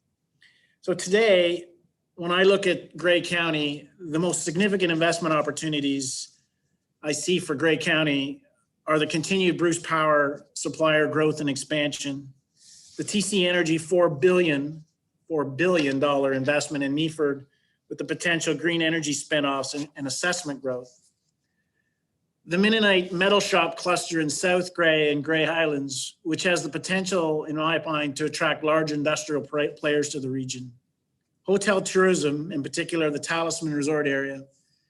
Housing developments, the continued look at housing developments. And then the Wyerton International Airport. It's a very unique airport. There are not less than 10 other Ontario-based airports with 400 acres of developable land that can land a 737. And I'll note that airports create and support all four of our wealth creating sectors. So sometimes that's hard to believe that these opportunities are real. And so we go out and knock on doors, we cold call, and we have exploratory discussions. It doesn't mean it's more research, but you actually look people in the eye and they can tell you right away, yes, that might be of interest. No, it's not. So I don't normally share these discussions because I think it can raise expectations unduly. But it's through some of these discussions that convinced me that the Wyerton International Airport has potential for our region. So specifically, Viking Air Q400 series aircraft manufacturer, that's the Dash 8 for anyone who's older like me. They are moving their operation out of Toronto. They invited us to make a presentation, and that's a potential 600 jobs in a large manufacturing facility. They haven't made that decision yet, and I'm sure there's many people they're talking to, but their concern was not about the airport or its location. It had more to do about labor force and executive quality of life. We spoke to another aviation manufacturer, and at the time we met them through the nuclear supply chain. They were interested in becoming a nuclear supplier, and then we realized that they are into precision tooling, which is those industries sector manufacturers do the nuclear as well as aviation because it's precision. We toured that gentleman through the Mennonite shops, some of the Mennonite shops in Southgate and Grey Highlands, and he was kind of blown away by that. I think anyone who does that gets blown away, but he was really impressed with the opportunity to partner potentially with them, and particularly our region's focus and investment on apprenticeship training, which he doesn't see happening in the GTA. Airline routes, there is potential to connect with existing airline routes from another northern communities. Of course, this is going to require security equipment and airport terminal improvements. International tourism, there are air travelers that are interested in Bruce Grey region for destination vacations. This requires roofed accommodation, and why we were supportive of the Wyerton feasibility study for their resort. I still, and to this day, always ask about winter tourism and who would that appeal to, but they are convinced that year-round tourism is possible. And when I say it's not just the peninsula, it's right across Grey and Bruce. So someone who comes from Europe and stays in our region, they are going to go to the Blue Mountains. They're going to go all over the place. And finally, we went to the aerospace conference in Ottawa, and we talked to a lot of different people. And yes, we had a lot of people just say, no, I don't think that's real.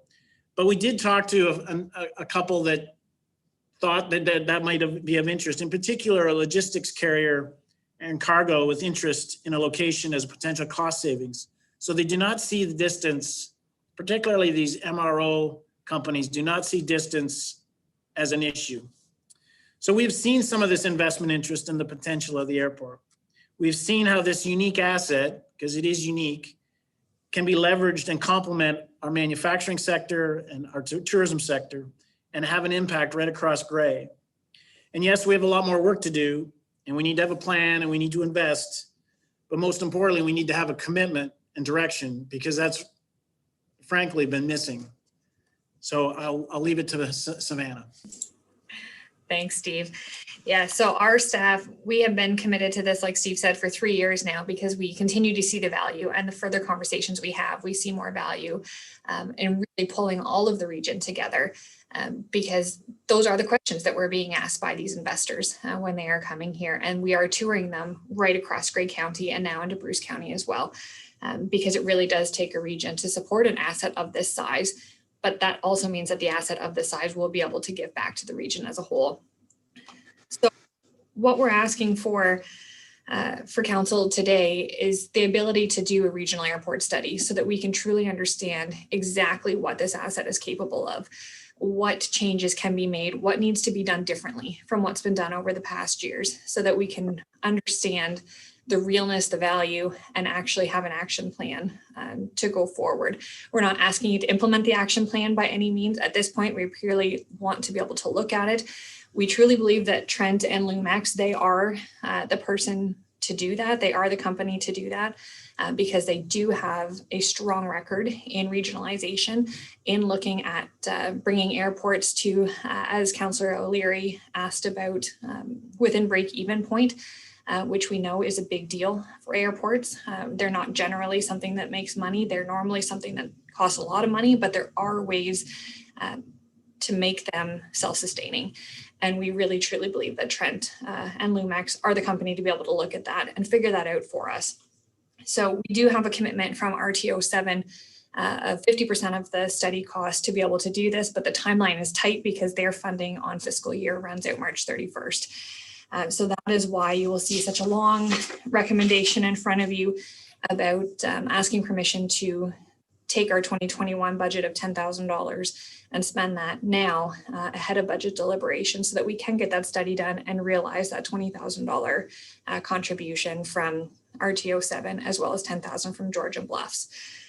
So given the investment opportunity here, the economic development asset that we see this region, staff are very confident that there's more to know and that we don't have all of that information yet, which is why we want to be able to do this study and bring that back to you in the new year, in the spring, for further direction and to determine whether regionalization does make sense or doesn't. So that's what our report is about today. And I'm sure there are lots of questions, and we do have Trent still here because we know the investment side and the economic development side and regional side, but certainly not the airport itself side. So you have all three of us here if you do have questions, but we're certainly looking for your support to do this study so that we can better understand the asset. Excellent. Thank you, Savannah, and thank you, Steve. I have from the last list, Councillor Millen and Deputy Warden McQueen. So Councillor Millen, you have the floor.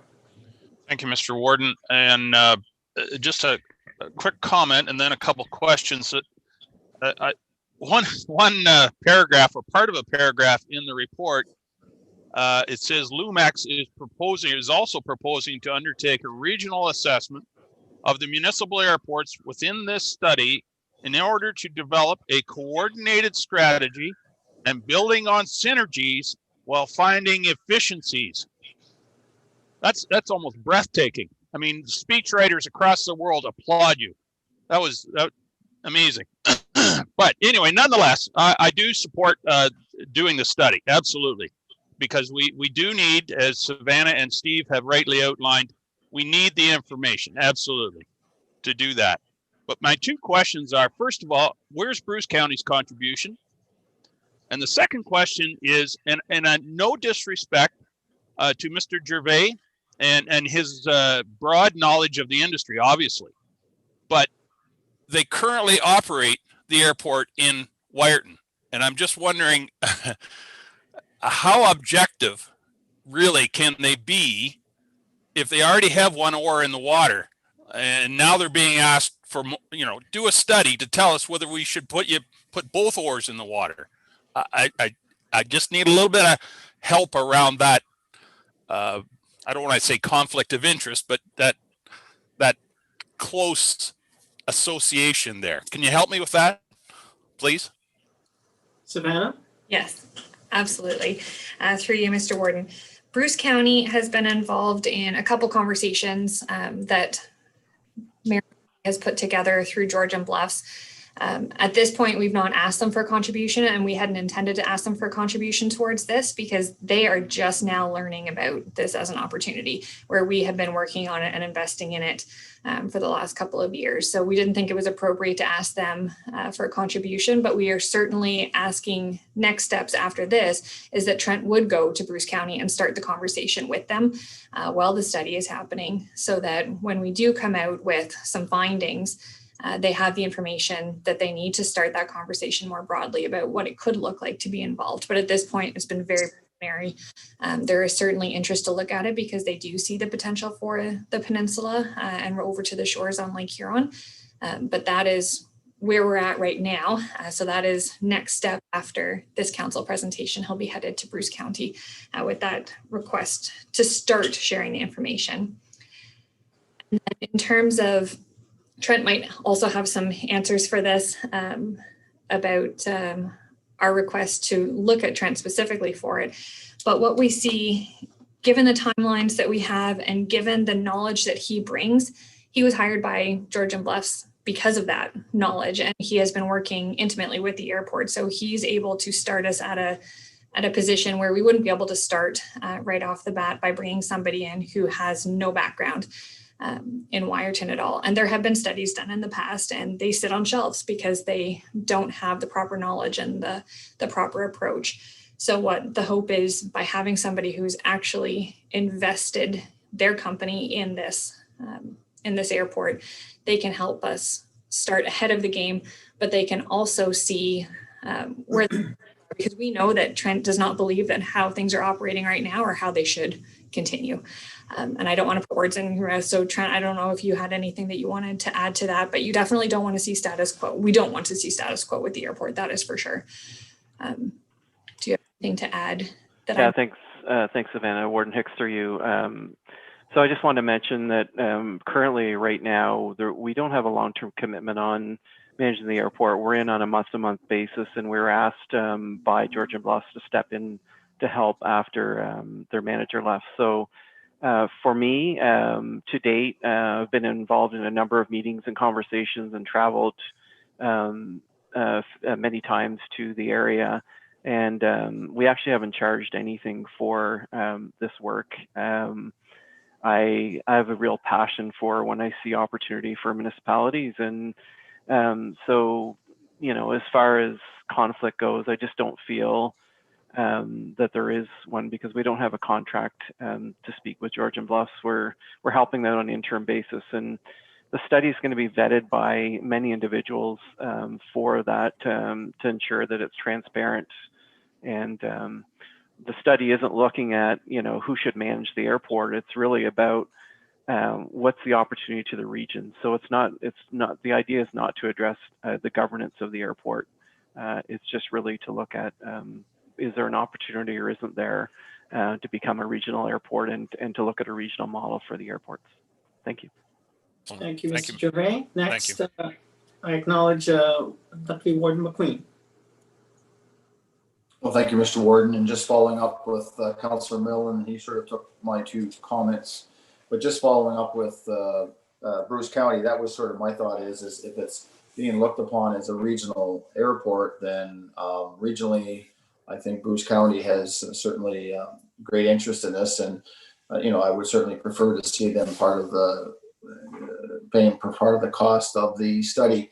Going back to 2017, we did go through Think Compass, through Think Canada, and we paid out $10,000 at that time to look at the economic benefit of that. And I know we had Grey County has spent some money there, and I don't know if some of that information will help on the back side of the study or looking at this, but maybe there's a comment there from Steve. I'm not sure. I know they did do quite a bit of work back then in 2018 and on and that sort of thing. And I know they were at a presentation that I attended back in September in Shell Lake and Georgian Bluffs. So I guess the question is, can we push Bruce County to sort of come to the table with being part of this? Can we make that request? And number two is that information good background information? Thank you. Steve? Thank you, Warden. Sure, that information really, when we talk about the investment opportunities around Viking Air and some of those others, that was cultivated by Think Canada in the background and other discussions. So all that information is and contacts are available to be shared with the group in the study. Yes. I'll just add to that it was really the FDI. That's what their focus has been on. So looking at the foreign direct investment and what it takes for foreign direct investment, that certainly helped get our feet wet around there. So we are starting to understand that, but now we need to actually realize the asset and understand what that asset looks like. So that's the two kind of parts that are playing in this. Okay, Madam Clerk, I don't see anyone else. Do you? Yes, sir. I have Councillor Soever, and then I have Councillor O'Leary. Okay, Councillor Soever. Yes, and my questions were much along the same lines as Councillor Milne and Councillor McQueen's, particularly with regards to Bruce County, because obviously a lot of their tourism sector is located quite close to the airport, and they would be one of the primary beneficiaries. I also had a concern about any potential conflict of interest, but Mr. Gervais' comments on his current relationship with Georgian Bluffs have, you know, somewhat ameliorated my concerns.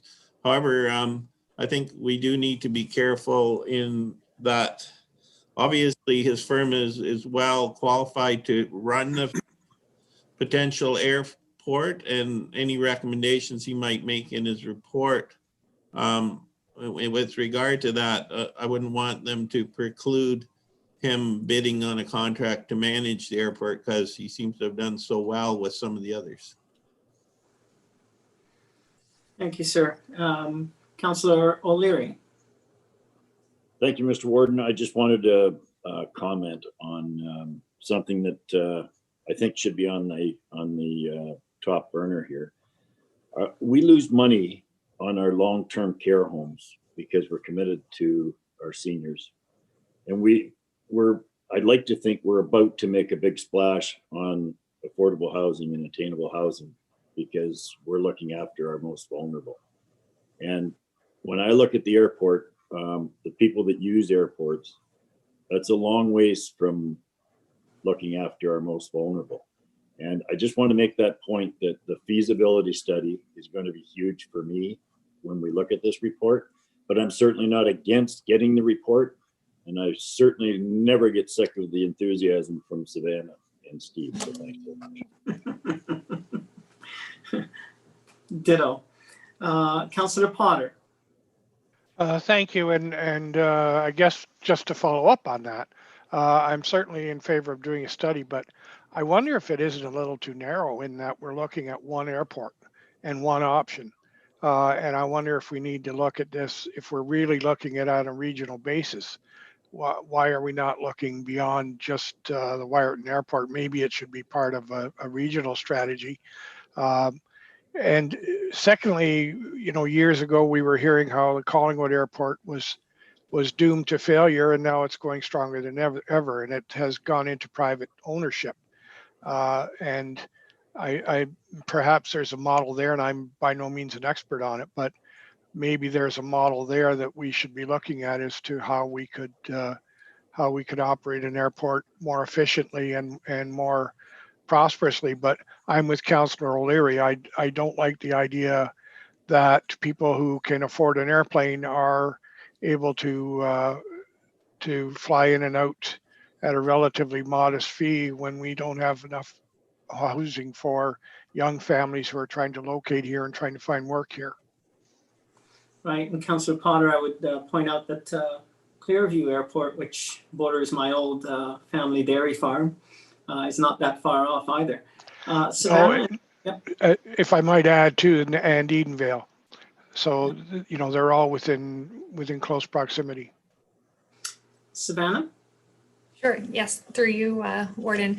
We certainly want, as Trent had mentioned, to look at Wyerton being the hub, but what does that mean for all of the others? So this will not just look at Wyerton. It's definitely looking at Wyerton with all of the other regional airports in mind, and seeing what opportunities exist there.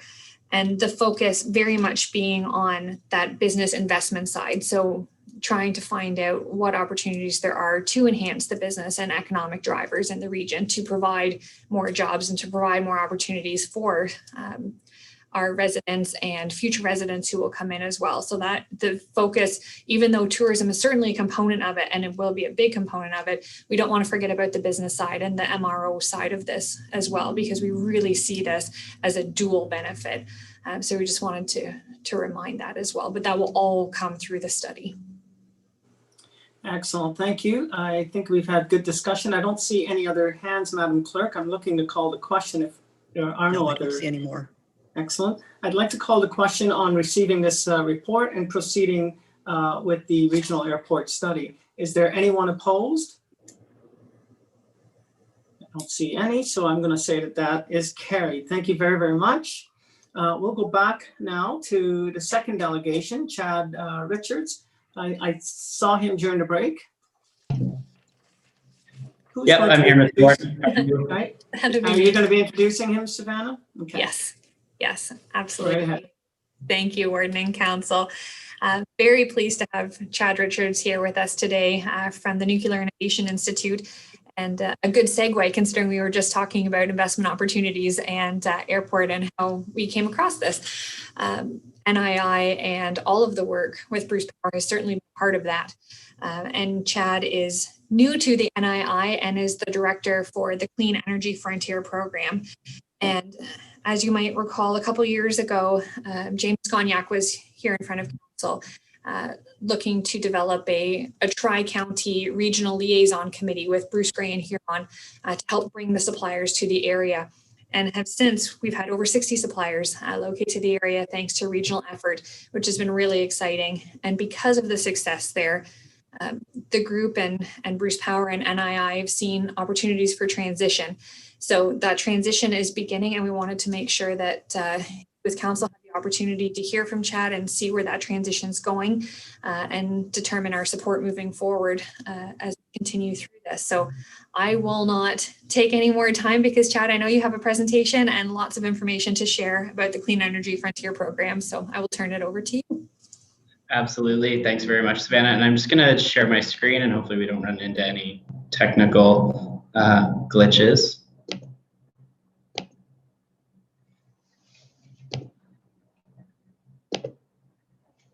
Okay, can everybody see that just fine? Yes, I can. Yep. No, I can see We're it. good? Okay, very good. So I'd like to thank you all for having me here today before council, and I'd like to start by congratulating you, Mr. Warden, on your election as warden last week. Very excited for the year ahead and looking forward to working with you. And through you, I'd also like to thank Deputy Warden McQueen for all that he's done over the past year. As Savannah mentioned, I'm new to NII, and I come from a role where I was working very closely with Warden McQueen, and he was certainly a pleasure to work with, and looking forward to working with him as well over the next year. And to the rest of council and all of Grey County staff, thanks very much for everything that you're doing to keep local residents safe, informed, and healthy through the COVID-19 pandemic. I know all too well that a lot of the work that you're doing doesn't happen directly in the public, but most certainly has public benefit. So thank you very much for that. As we move into 2021, we need to remain diligent and stay focused on the effects of COVID-19 and adhere to public health measures. But with promising news of vaccines on the horizon, I think we're in a position now where we can look ahead and start to talk about opportunities on how we can work together to recover from the economic impacts of COVID-19. And I really believe that the Clean Energy Frontier program is one of those opportunities. So some background and context on the program. The Clean Energy Frontier program is the successor to the Nuclear Economic Development and Innovation Initiative. It's a mouthful. And that's what Savannah mentioned. And it was established in 2016 with the goal of attracting clean energy companies to the Tri-County region of Bruce, Grey, and Huron. And the goal was that these companies would locate here, establish a local presence, and be significant parts of communities across the region. And again, as Savannah mentioned, it was immensely successful. More than 60 companies are now actively operating in the region, and many of them have become integral parts of the communities that they operate in. A good example of a local success story for Grey is BWXT and Brotec, which are now operating in the former PPG building in Owen Sound. And across the region, these clean energy companies are providing jobs, they're supporting local charities and community efforts, and really building a better future for generations to come. And since 2016, Grey has been a really integral part of the work that the Innovation Initiative was doing. Grey has been providing advice and input and doing a lot of work through the regional steering committee that guides the work of the program. The steering committee brings together municipal leaders and other groups from across the region to ensure that we truly take a local approach to the work that we're doing. As we transition the Nuclear Economic Development Initiative to the work of the Clean Energy Frontier program, we'll continue to rely on Grey County for support, advice, and input on the work that we're doing. As we move forward, so last month we relaunched the Nuclear Economic Development Initiative as the Clean Energy Frontier program. So really it is the same program, we're just rebranding it and taking a little bit more of a different focus. It's really about building on the success of the Innovation Initiative and taking a little bit more of an outward approach and really in reality bragging about what we've done here in the region and the success we have and the key role that we play when it comes to clean energy targets or environmental targets for the province and for the country for that matter. So our message is really that a strong, healthy future starts right here in Canada's Clean Energy Frontier region, and that there's no path to a net zero future without what happens right here in the three counties. With Bruce Power in our backyard, more than 60 clean energy companies in the region, and existing transmission infrastructure that connects our region to the rest of the province, and most importantly, with strong local leadership, we are primed for success in a new economy as we emerge from COVID-19. That said, while we all know the opportunities that exist right here at home, we need the rest of the province and the rest of the country, for that matter, to know it too. This will be one of the program's new key goals. By using different and innovative digital storytelling methods and communication with different constituencies, the program will position the Tri-County region as Canada's clean energy frontier. That's really the goal of what we're doing here. Some of the other program goals and objectives are the program is not going to lose sight of the important work that still has to be done here at home. We'll continue to support the existing network of clean energy companies, and obviously, if there are new opportunities for companies to expand to the region, the program will still connect those companies with the work that it was previously doing, and encourage that we attract or encourage and attract new business to come up to the region. And the fact that the program is guided by a regional steering committee that consists of a strong group of local leaders ensures that these opinions and concerns are replicated in the work that we do, the work that the program does. The program will also look at new ways for companies to potentially support other local industries. A lot of these clean energy companies came up to the region to do work at Bruce Power, and it's important that they're here and operating and doing that. But the program will also explore ways that perhaps they can service different industries and different companies across the region to kind of deepen that local footprint. And then this is all on top of the public-facing work that the program will do to encourage positive perceptions of the region and build networks of support across different industries and in fact all levels of government. So we recognize that our biggest strength that we have is the support that exists at the community level and the support that exists amongst local leadership like yourselves. So throughout this presentation, I've referenced the critical role played by the regional steering committee. I really can't understate that. It's incredibly important that we continue to work through this committee, and Greg will continue to be an integral part of that work. Since joining the NII and becoming director of the program in late October, I've been working one-on-one with steering committees just to ensure that as we move forward with this new approach, that we're all aligned and we're all on the same page, and that really what the program is going to do aligns with the visions of the Tri-County region individually and with the different groups that sit on the committee. So I'm here today to ask that Grey County Council consider the adoption of a resolution that would recognize Grey County as part of Canada's clean energy frontier. We'll be making similar requests to Bruce and Huron. Grey County is actually the first council that we're going to make this request. This will signal to the rest of the province that our region is ready to work together, to build together, and to recover together. As we begin to recover from the effects of COVID-19, we need a new kind of thinking. Rather than fighting the same battles of the past, we need to face off and meet the challenges of the future. Mr. Chair, in your inaugural address to council, you quoted the iconic words of Wayne Gretzky, "Skate to where the puck is going, not to where it's been." The truth is that our region is where the puck is going. We have a tremendous opportunity to be innovators and leaders in Ontario and across Canada. All we need to do is keep our stick on the ice, get into position, and fire it into the back of the net. So with that, I will end my presentation, and I'm happy to answer any questions that councillors may have. Thank you. How could we not support you with such a beautiful hockey analogy? Councillors, any questions? Councillor Desai. Go ahead, Councillor Desai. Thank you, Warden Hicks. First of all, I just want to mention, Chad, it's nice having a delegation that's closer to my age than the general. And I think I may have got myself in enough trouble with that. So I'll move on to my questions. So one of the things that's a key strategic priority in not just Grey County, but also in a number of the lower tiers, key sectors are agriculture and tourism.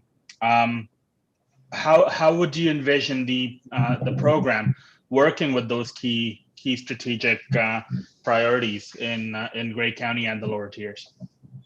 Absolutely. So that speaks to one of the things that we hope the program will do is these companies, a lot of them came up to win work with Bruce Power, but we're really looking to be that bridge to other industries. There's with 60 plus companies working in an innovative field like nuclear, there's a lot of opportunity to work across industries. So we're going to be we're going to be doing a lot of work to really be that bridge to new industries. And I think there's a lot of opportunity there. The fact of the matter is that really these industries just haven't talked to each other. So if we can get them in a room and get them talking to one another, I think there's a lot of opportunity there. And that's going to be one of the things the program will focus on for sure. So Madam Clerk, I'm looking to you for guidance around the best way to bring, I guess, a motion for the resolution that's been requested to recognize us as part of Clean Energy Frontier. Yes, I think Savannah's going to answer that, but I think there is actually an intent on staff's part to bring back a report on this topic for council's consideration. Savannah? Excellent. Thank you. Yes, that was going to be our ask of you, is that you'd allow us to bring back a report in January with the resolution included, along with information about what specifically this will mean for Gray and what our role will be, and why we see this as important. So if that's okay with you, we will get working on that report and bring it back next month for you. And then the resolution would be able to go through that way. Mr. Richards, I'm assuming that would be acceptable for your purposes? That sounds great. And I should have mentioned that in my presentation, Savannah. Savannah had let me know that that would be the approach moving forward. So that sounds great. Okay, that's terrific. Anyone else have questions? Mr. Warden? Yes, Councillor Desai, is that? I do have a couple more questions if that's okay. Please go ahead. Thank you. So Chad, thanks for that answer. So I guess the other question is you are asking us to pass a resolution recognizing Grey County as part of the Clean Energy Frontier. Could you speak a little to the benefits that Grey County could count on by being part of that Clean Energy Frontier? Absolutely. I think there's the benefits are really, there are quite a few. I think that in terms of a reputational benefit, I think that it really is quite significant. It's an opportunity to show that the region as a whole is working together. It shows that synergy across county boundaries. I think that, the problems facing somebody on the right-hand side of the Bruce Grey line and somebody on the left-hand side are really quite the same. So I think that it's a way for Grey County to really be Bruce Grey and Huron altogether really to be innovators and recognize that a regional recovery effort works across boundaries. And I think that there's again, with that reputational benefit, there's something exciting about being part of something like a Clean Energy Frontier, where really if you look at the priorities of provincial and federal governments, we're looking at greening industries, and being part of that new age innovation, I think, is something that has a lot of benefit for Grey.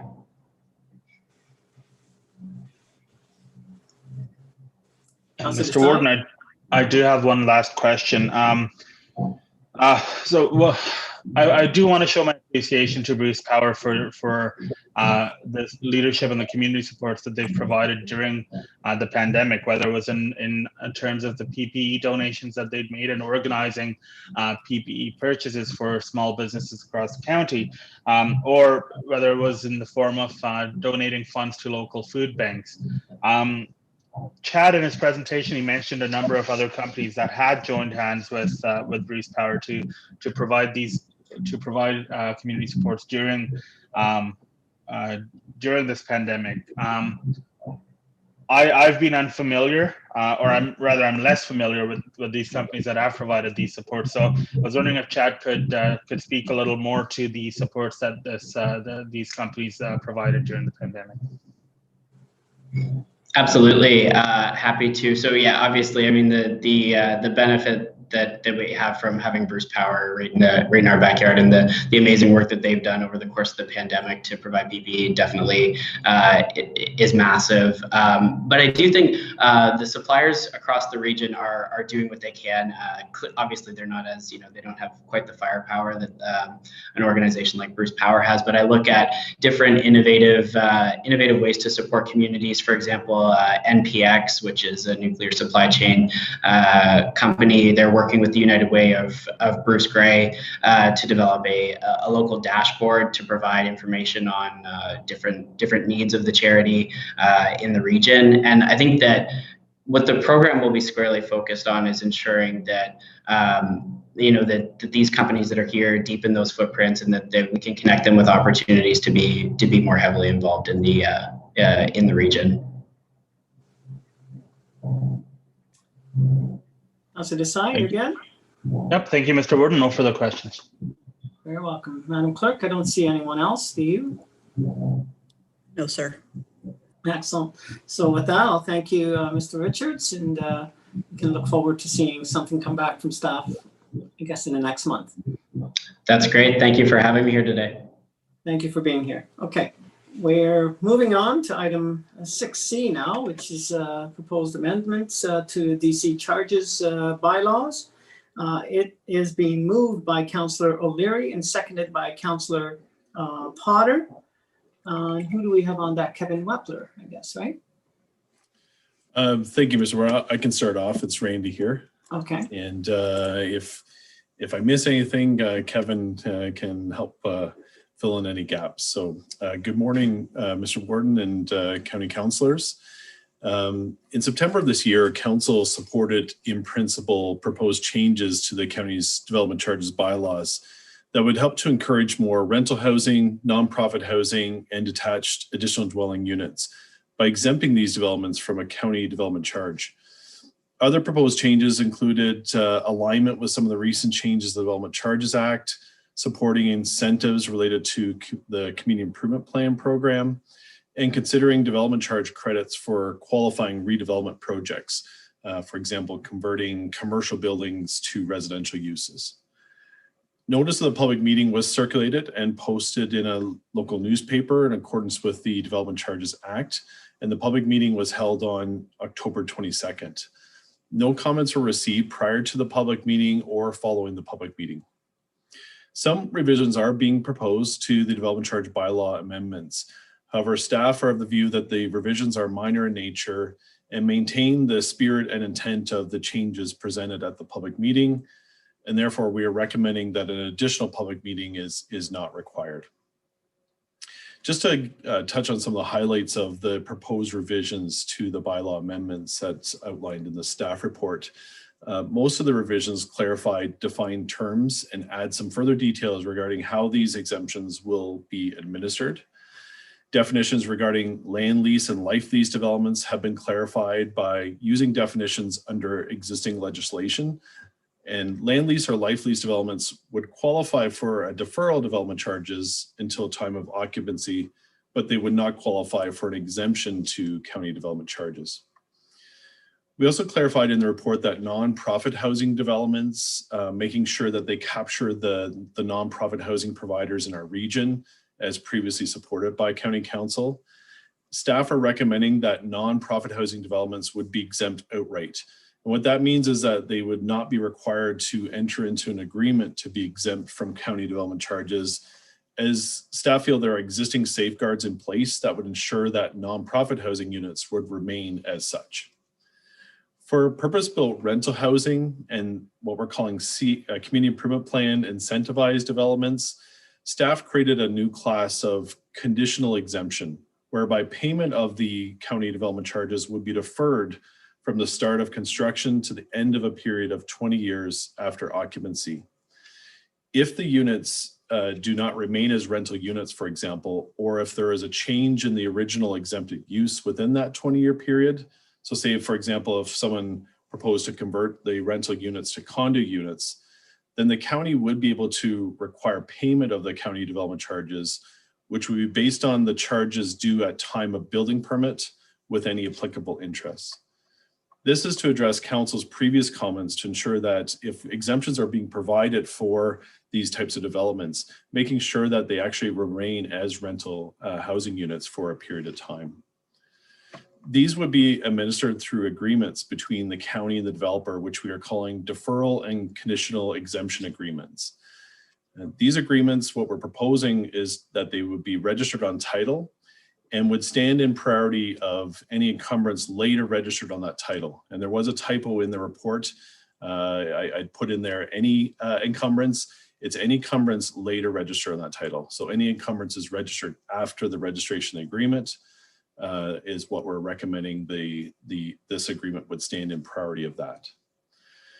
With the recent changes to the Development Charges Act requiring deferrals of development charges for rental housing, nonprofit housing, and institutional developments, we think that these types of agreements being registered on title will become more of a standard practice across the province. Therefore, we see an opportunity to communicate and provide some education for developers, lawyers, financial institutions about what these deferral agreements actually mean, and to not be surprised when they start seeing some of these types of agreements on title. So that's something that we just wanted to highlight as part of that with respect to the agreements. The other aspects from administration side for these agreements is that the owner of the land would also be required to notify the county prior to selling or transferring ownership to ensure that the county can take steps to bind the new owners to the provisions of the agreement. The definition for purpose-built rental housing, what we've done is we pointed to the definition in the Development Charge Act and regulations. And that definition is a building or structure with 4 or more dwelling units, all of which are intended for use as residential premises. The definition has also been clarified to indicate that purpose-built rentals do not include land lease or life lease developments, commercial resort units, or units associated with a hotel, motel, inn, lodge, or hostel, and would ensure that these units are not being used for short-term accommodation. The amendments also clarify the exemption of county development charges related to developments that are approved to receive incentives through an approved community improvement plan. With respect to the exemptions regarding additional dwelling units, now that all the changes to the Development Charges Act have been proclaimed, and those were proclaimed, I believe it was on September 18th, staff are recommending that the exemptions for additional dwelling units align with the exemptions under the Development Charges Act by just referring to the Act itself. This would still exempt additional dwelling units proposed either within, attached, or detached to an existing residential unit, as well as a new residential unit, subject to the restrictions outlined under the Development Charges Act.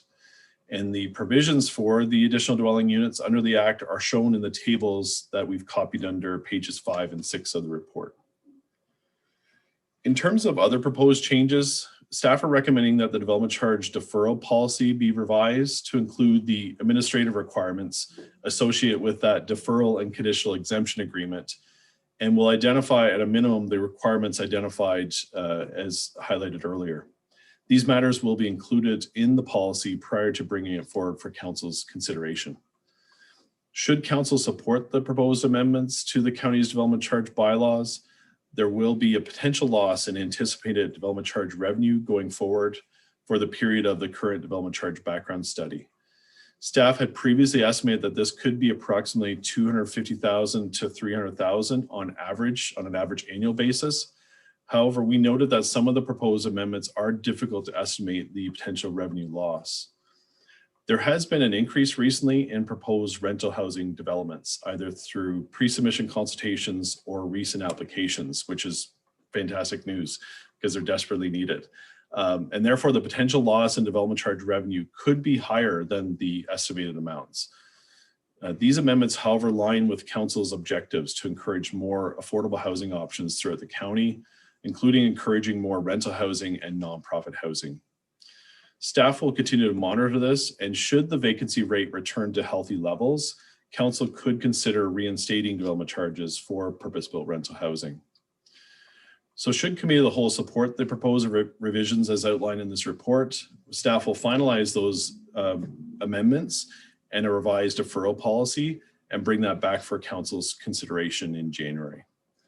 And I don't know if I've missed anything, Kevin, if you have anything further to add or if there's any further questions, but we'd be happy to take any questions.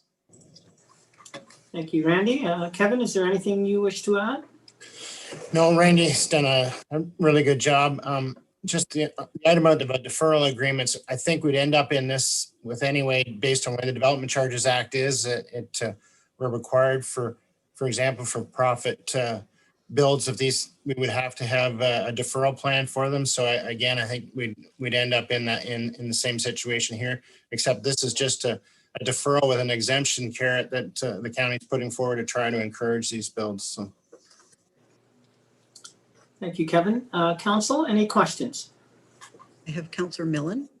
Councillor Millen, go right ahead. Thank you, Mr. Warden. Thank you, Randy, for your report. I think I may have asked this question before, but I'll ask it again. You said the potential losses, are estimated $250,000 or thereabouts, could be potentially annually. Does the Development Charges Act not require that if you're going to give exemptions, that the foregone funds that would have been raised have to be put back into the fund from some other source? Does that still apply, or am I interpreting that wrong? And Yeah, the Red Wings are doing really good this year. They haven't lost a game yet. I just had to get that in there. Yeah, Excellent. things that are Go ahead, exempted are not part of and do not require us to provide like a grant in lieu. It's where we start exempting stuff that or saying the development charge isn't due, where it's actually in the development charges to be collected, is where we've entered in and provided a grant in lieu. So currently under our development charges, we don't have anything in there for non-for-profits. Like example, for a Habitat for Humanity build, we would then require, if we wanted to waive those charges, then provide a grant in lieu. But exempting, we've exempted other builds in the county's development charges. We don't enter into that, no. And it's factored into the development. Very good. Thank you. Okay, any other questions from council? If I don't see any, then I'm going to call the question. Is there anyone opposed to the motion before you? That is now carried. Council, it is now 12:15. And Madam Clerk, I'm looking at you and I'm looking at faces, and I'm wondering if people want to take a break now, push on, or break for lunch altogether. What is the wish of council? Anyone want to speak up to that? I see a nod from Councillor Woodbury, or is he just looking up and down? Well, for myself, I'd appreciate, 15, 20-minute break for something to eat. That would be good. Yeah, that sounds like lunch. And if there's going to be lunch, you're lucky because I'm a slow eater. And so 15 minutes for me to actually consume something will not work. So I'm going to suggest a little bit, if we are breaking for lunch, I'm going to suggest a little bit longer than that. 25 minutes. Would that be okay with everyone? If you agree, just nod your head. If you disagree, then shake no. I see mostly nods. Okay, so if we're going for 25 minutes, I now have 12:07.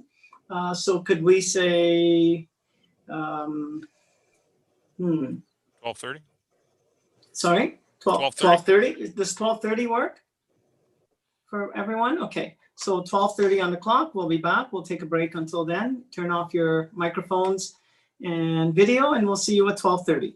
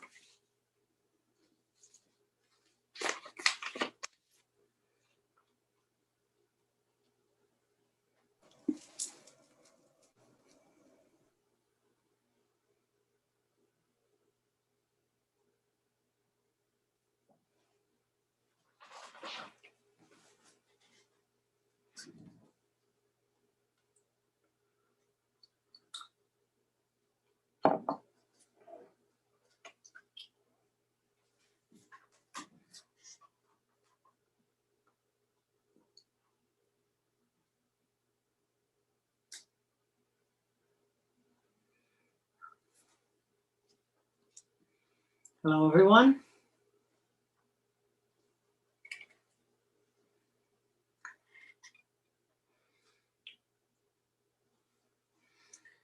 So you can see how far I got with my lunch.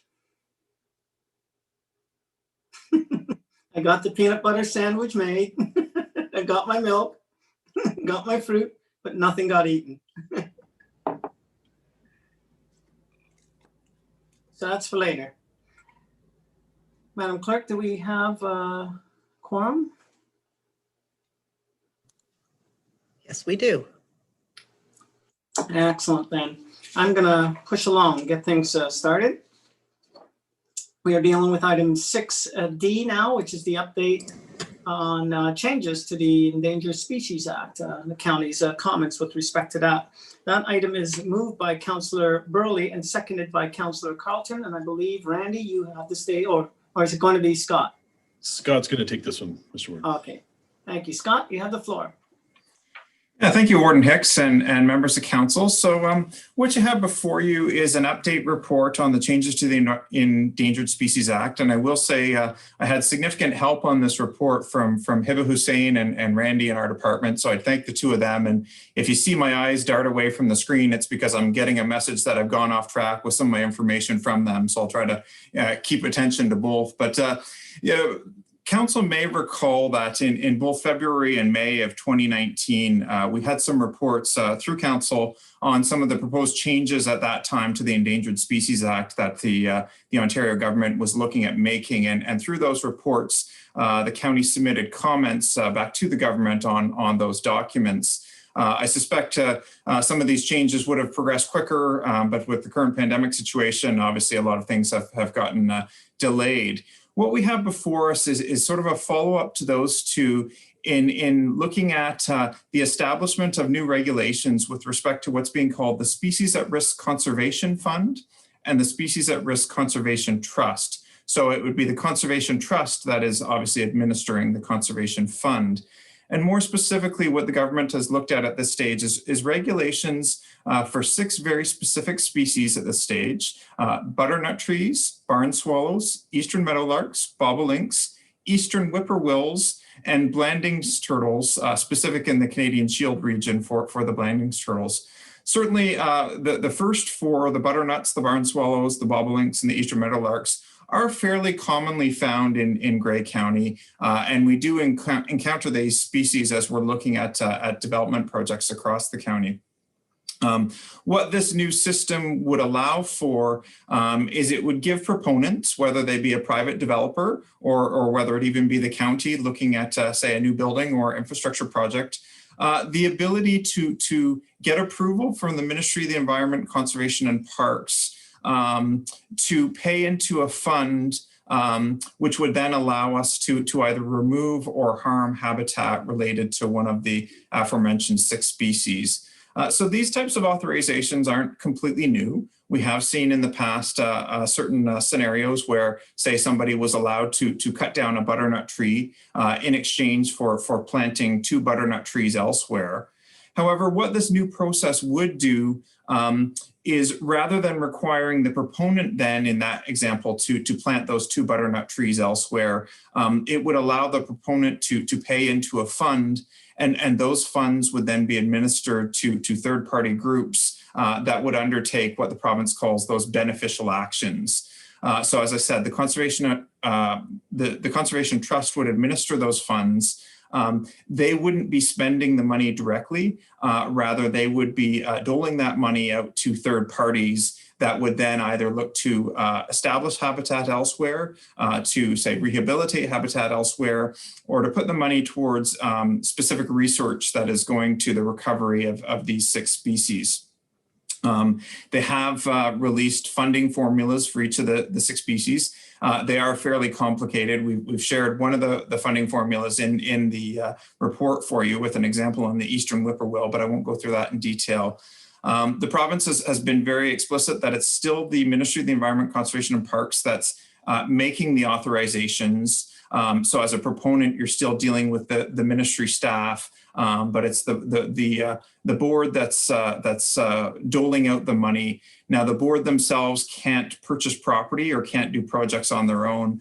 They have to go through third parties in that regard. If you were looking at a development project, you would still need things like an environmental impact study to A, identify if the species was present on site, and then B, the first step is always to look to, can we avoid harm to the habitat here, or can we mitigate any impacts? And if there is the inability to mitigate the impacts or avoid the habitat, then you would look to this approvals process. From a staff perspective, we have some questions about the new process. The first one is, who's eligible as a third party for these funds?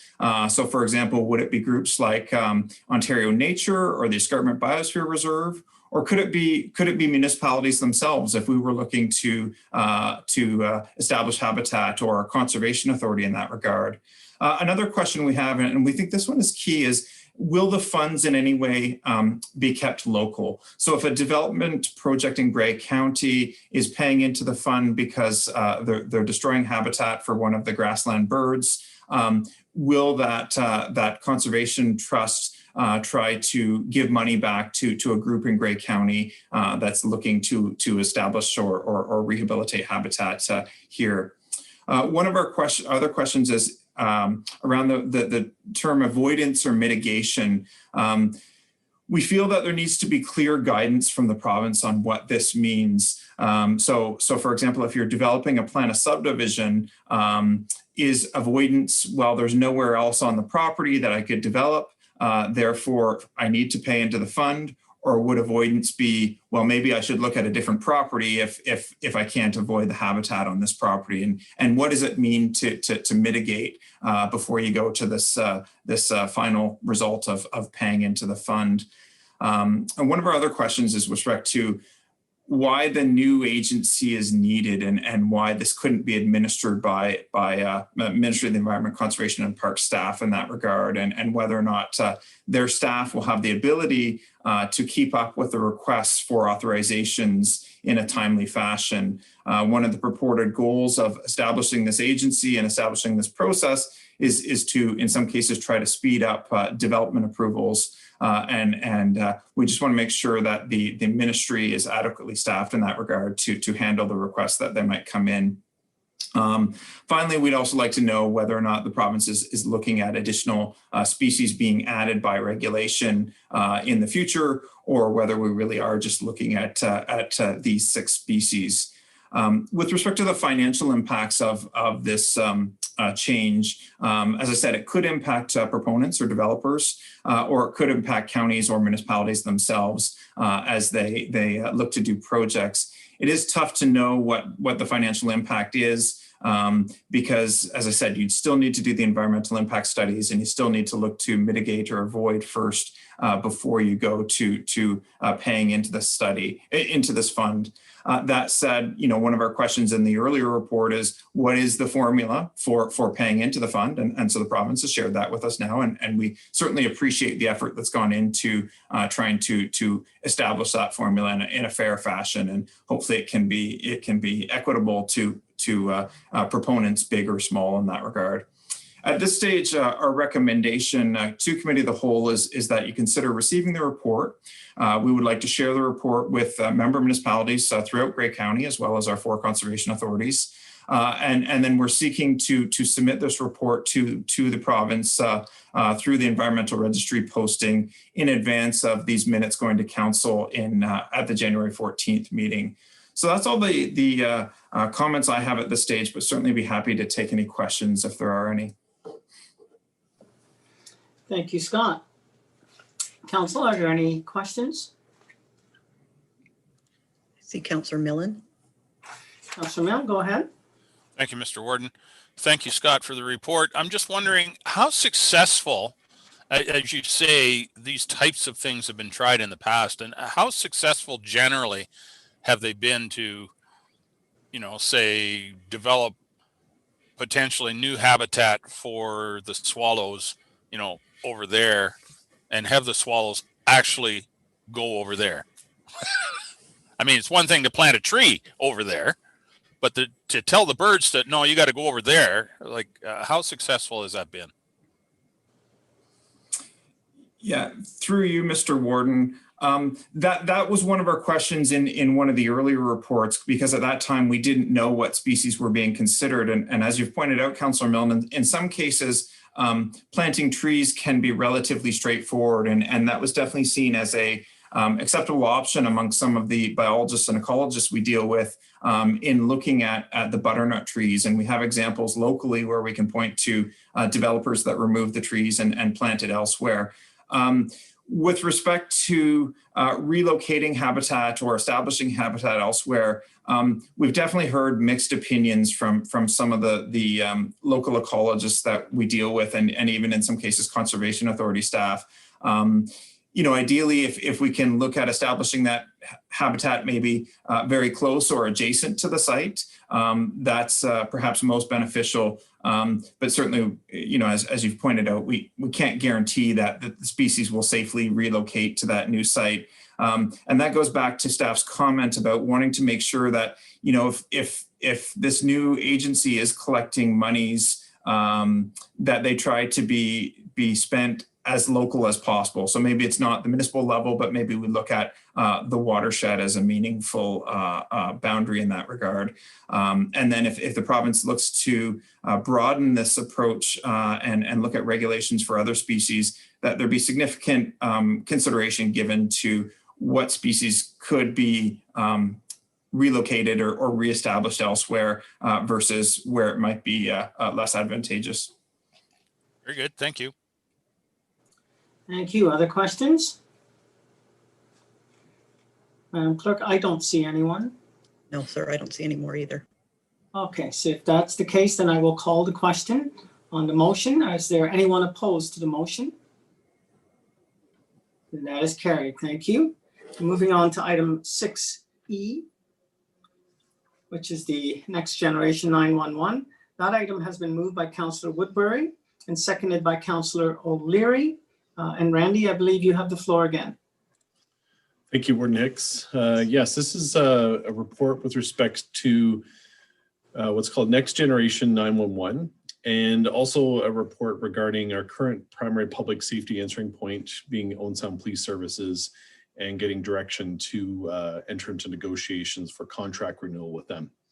So just to provide a bit of background of what NG911 is about and why the CRTC is requiring that the existing 911 system be decommissioned.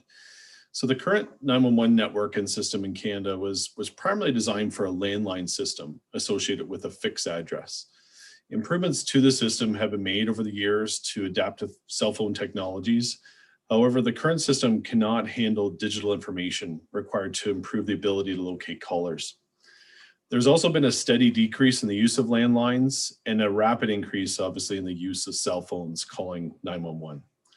And this is why CRTC has required that the networks and systems be updated to accommodate next generation 911 voice, video, and text messaging, and to decommission the existing system. The original CRTC deadlines have been extended due to the pandemic. However, the existing 911 system will still need to be decommissioned by March 30th, 2024. And there are deadlines that must be met in 2021 and 2022. I'm not an NG911 expert by any means, but from what I understand, NG911 automatically provides the 911 operator with the phone number and address or location of the caller and allows the caller to interact with the 911 call center using new and innovative services such as real-time chat, texting to 911, transmitting such things as photos, videos, and even medical records. For residents who have communication difficulties or who are deaf or hard of hearing, NG911 will provide enhanced opportunities for those residents to communicate with 911 call centers as well. NG911 is stated to say that it will result in safer, faster, and more informed emergency responses. I copied a link in the report to a CRTC website, as well as a video that CRTC prepared that provides some further information about NG911. So the county is responsible for providing and operating what's called the Primary Public Safety Answering Point, or primary PSAP. And this is for the entire county. And essentially what this is the main call center where all 911 calls made in Grey County are directed to. Owen Sound Police Services has operated the primary PSAP for the county under contract since the beginning of 911 in this area, which started in the late 90s. The county pays an annual fee to Owen Sound Police Services for the operation of the primary PSAP, which is calculated on a per person rate based on the number of permanent residents within the county.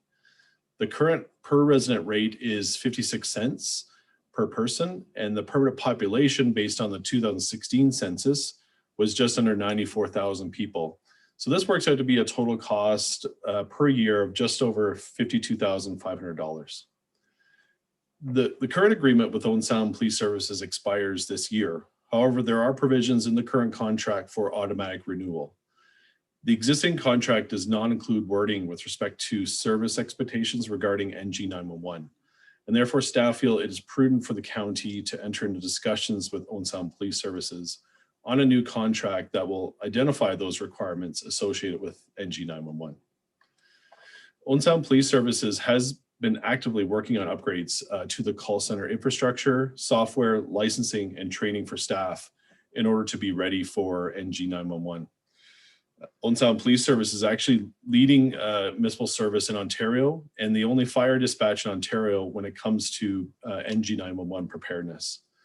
They have recently completed redundancy testing, which will put them very close to being 100% ready to go for NG911. The total costs for getting ready for this is estimated cost over $300,000 to launch and another $50,000 to $60,000 per year to maintain the system, which does not include staffing costs. Owen Sound Police Services noted that the majority of those costs will be recouped through contract price increases at time of contract renewal with municipalities that they provide services for.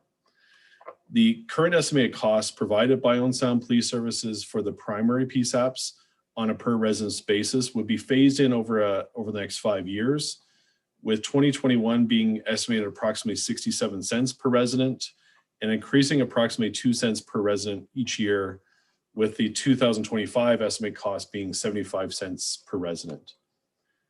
Owen Sound Police Services have indicated that the final cost would be negotiated between Grey County and their chief and board to determine the actual final rates.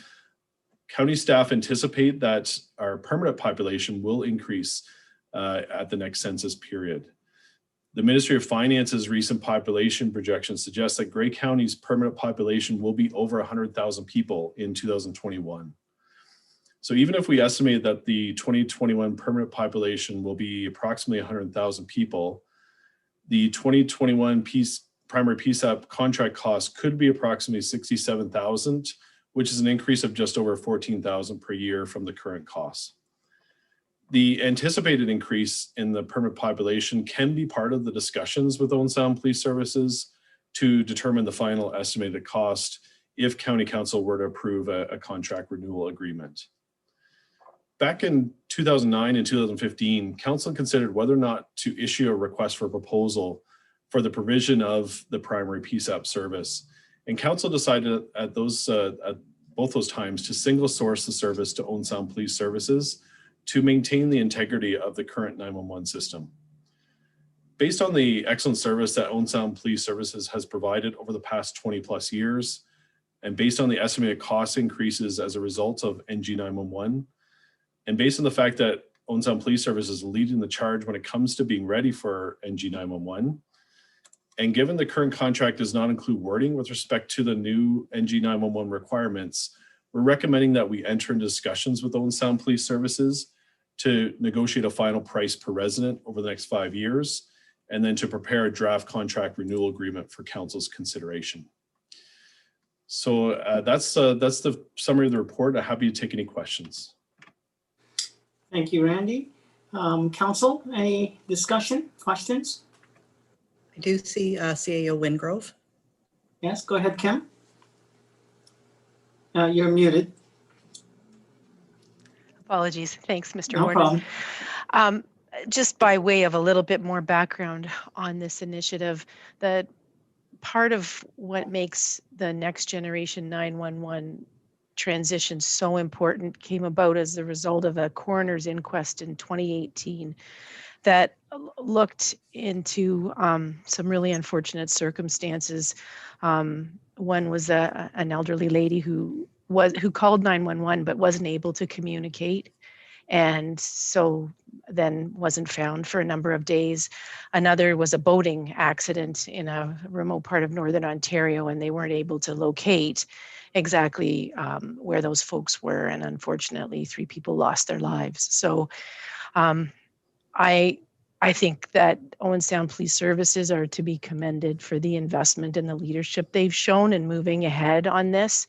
There is no other funding for 911 services other than the municipalities who are responsible for ensuring that this is provided. So anyway, I just feel personally that this is really an important piece of work.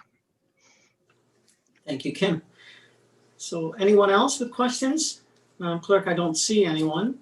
If that's the case, I'm going to call the question on the motion to receive and to allow staff to enter into negotiations with Owen Sound Police Services. Is there anyone opposed?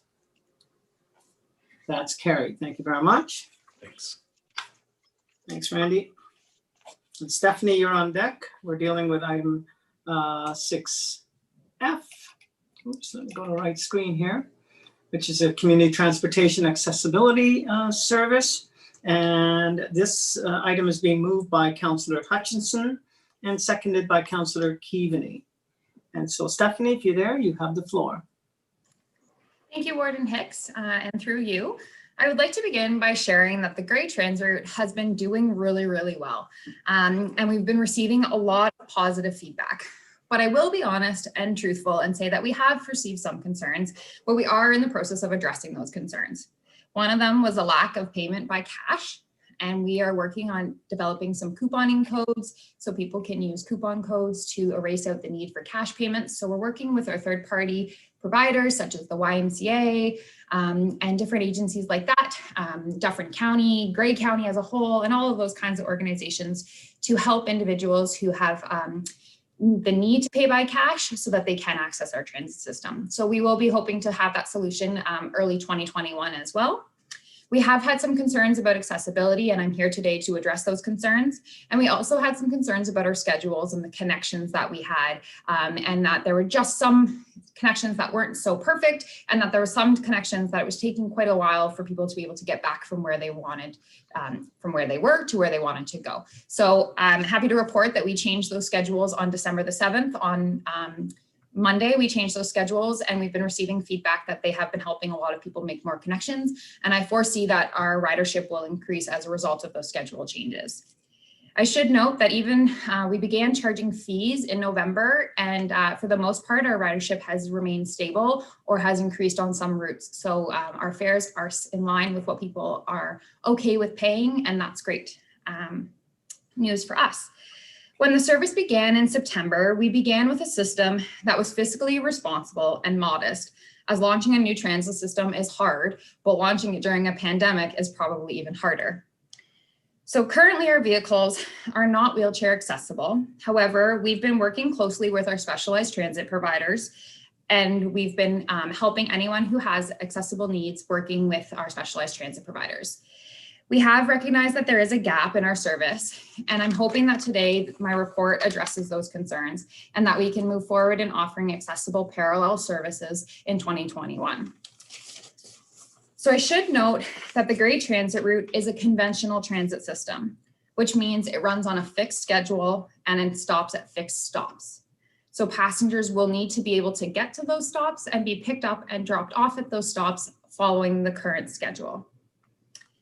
The plan will be to have the accessible vehicle run alongside the GTR as it is booked as needed. So what we will ask is that individuals who require an accessible ride do book in advance, so that way we can make sure that we have the right vehicle that can accommodate their needs, as different wheelchairs have different capacities and weight limits to them. So we want to make sure that we have the right vehicle showing up. And additionally, we want to have those conversations with individuals to find out if they have any passengers traveling with them, because we can accommodate children with individuals who have wheelchairs, and we can also accommodate adults and things like that. So that's pretty unique because typically our specialized transit providers are not able to accommodate children on the vehicles. But in partnership with our specialized providers, we have been able to navigate that, and we will be able to accommodate children and everybody on the bus with the person who has an accessible need, so that they can travel with their family and friends.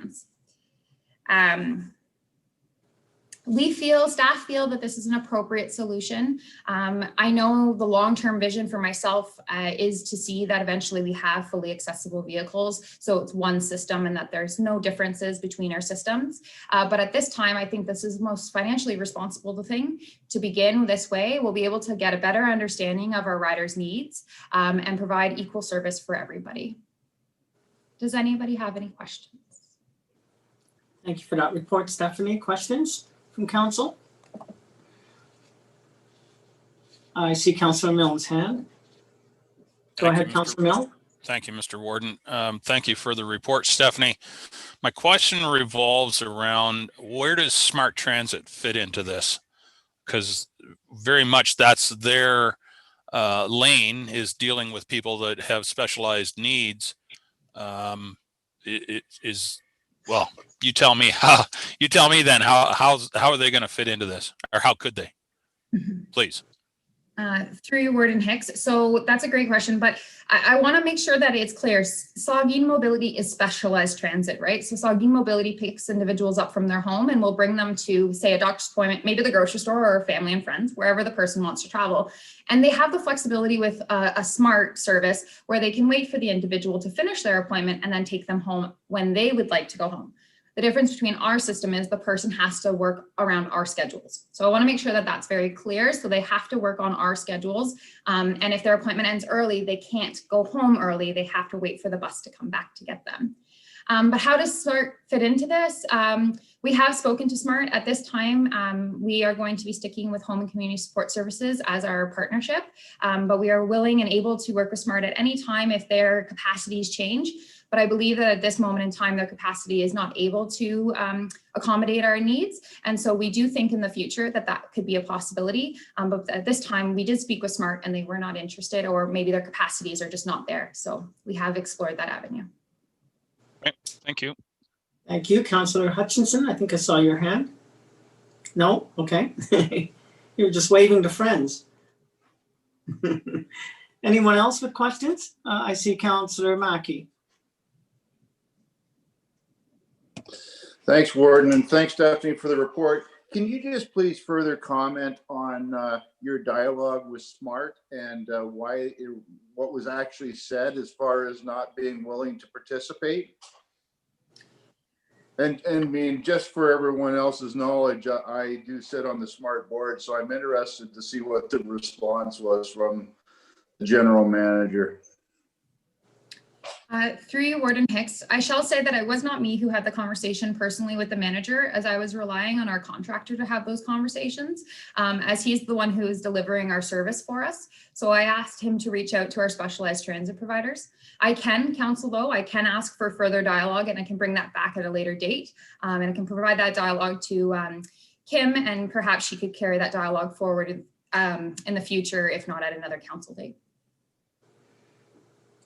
Well, thank you, Stephanie, because it's certainly, you know, as a SMART board, there's been discussion about the duplication that's occurring, you know, throughout, you know, the county, both in Grey and Bruce, in regards to specialized service. And, you know, as a SMART board, I think we would like to see that duplication eliminated as possible, and certainly want to have discussions with both Grey and Bruce around one amalgamated specialized transit system at some point. I just don't see people that are within the SMART catchment area wanting to, you know, take Grey County up on their transit system when they already have a specialized transit available to them. The issue right now is it's fragmented, and it's only member municipalities that the individuals have an option. So I think a lot more work needs to be done on bringing this all together, but I do appreciate your efforts. Thank you. Thank you, Councillor Woodbury. Thank you. Thanks, Stephanie. I also sit on the SMART board, and Chatsworth and Southgate have been giving their yearly notice of leaving the system in hopes there would be something within the county in the future. So I know the board itself is very open to discussions of any kind. So it may have got shut down kind of in the middle. So we'd be looking forward to hearing from you. And thanks for all your work. Thank you. Anyone else? Mr. Warden, I do see Kim. Oh, Kim, go ahead, Kim. Thank you. And I think Councillor Mackey and Councillor Woodbury raise an important point, that what we're proposing to do here with taking bookings for a point-to-point service will be an important proof of concept. How useful is the GTR service to people who require an accessible ride? Can this work for people, and how often or how much? And I think with, you know, some time and some good advertising, and that we'll be able to come back to all of you with some numbers of what we've seen, and perhaps that will be useful information for the board about whether there's the potential for something to substitute one from another, or take on an additional role in all of this. Okay. Councillor Mill. Just one further question for Stephanie, possibly. Is there a location that we can go to see what the rolling numbers are of riders, and where could we find those? Through you, Warden Hicks, I have sent that link to all of your CAOs and members of your municipalities, but I'm happy to share that link with you. It's just a live link, and I've committed to updating it once a month, usually by the 15th, so that you'll have access to all of the ridership information. But I'm happy to share that link through our clerks, and then they can forward it on to everyone, because yeah, you can access your ridership and everybody else's data whenever you would like. Most excellent. Thank you. You're welcome. All right, thank you. I don't see any other hands, Madam Clerk. And if that's the case, I'm going to call the question on the motion to receive this report and to commence a parallel accessibility system as outlined in this report, I guess commencing January 1, correct? I cannot necessarily commit to January 1. We're going to do our best, because we're just getting so close to the end of the year that I want to make sure we roll it out successfully and that everybody knows about it. So early January 2021, we'll have it ready to go. I apologize for that. I should have noted that your recommendation did say in 2021. Councillor Milne? Just another question. I'm surprised nobody else has raised it. What sort of cost are we looking at for this parallel service? Yes, through you, Warden Hicks. So right now we will be charged a per kilometer fee and a per hour fee to offer this service. The per kilometer fee will start in Owen Sound and it will go however far the person travels and back. So I am committing to keeping council updated regularly and keeping a very close eye onto what this dollar amount turns into, because I want to be understanding of our finances and reasonable to see when we hit that threshold where the demand warrants switching over to fully accessible vehicles because our needs are there, because it is a financial jump to switch to fully accessible vehicles that are large enough to hold the capacity of everybody in one spot. So I just want to make sure that the finances make sense. So I'm going to keep an eye on it, but I'm willing to cap it at 80,000 is kind of where my limit would be. But I'm happy to come back every month and let you know how it's going. So if I might, Mr. Warden, I'm just not entirely clear. You say you want to cap it at 80,000. Is that for the specialized service? And is that money budgeted? Like you kind of lost me here. My apologies. So when I came to County Council in September 14th, I brought a report that shared the cost to increase service if we were to switch our vehicles over to accessible vehicles. And in that report, it outlined a variety of costs to increase our vehicles. That being said, I also provided in that report an option to purchase an accessible van or like a minivan. And that van, I was willing to say it would probably cost about 80 grand to get that vehicle. And that's $80,000. I wasn't sure because we weren't sure about usage at the time, and I wasn't sure about gas and time. So 80,000 was just going to be what the vehicle would cost. And the rest was unknown. At this point, I don't have to pay for a vehicle, but what's unknown is the usage. So the usage is going to drive our cost, and I'm not sure what that cost will be yet. In regards to the budgeted piece, I can defer to CAO Wingrove because I believe she has some comments she'd like to make. Well, I will only add that we're still working within the envelope of the provincial grant. So this is with the exception of the Grey Road 4 route, there's not a levy impact to this. So the specialized parallel service will not be offered on the Grey Road route, or no, sorry, I apologize. I was distinguishing between the grant funds, and which routes they provide and which ones the county is undertaking. Correct. Councillor Mackey. Thanks, Warden. And I guess the more I listen, the more I'm a little bit confused. It seems like we are creating a duplicate system now. You know, when I look around the table, there's 4 member municipalities that are part of SMART. Owen Sound has a special mobility transit, and I believe Meaford does. So why are we recreating another one for, you know, a couple of municipalities that aren't members? I'll take it, Steph. That's there is a requirement for for the county's transportation system to provide an accessible service. All under the AODA, the transit systems are to be accessible. And so this is staff's, I think, best effort to meet that requirement, but in a way that respects the limited budgets that we have, but ensures that that group of people who require that service and can make use of a point-to-point service have that ability. My own feeling is that the pool of people that will be able to effectively use a point-to-point service in rural Ontario is somewhat limited, because you have to get to a stop and you have to be able to then be picked up and get to the place where your final destination is.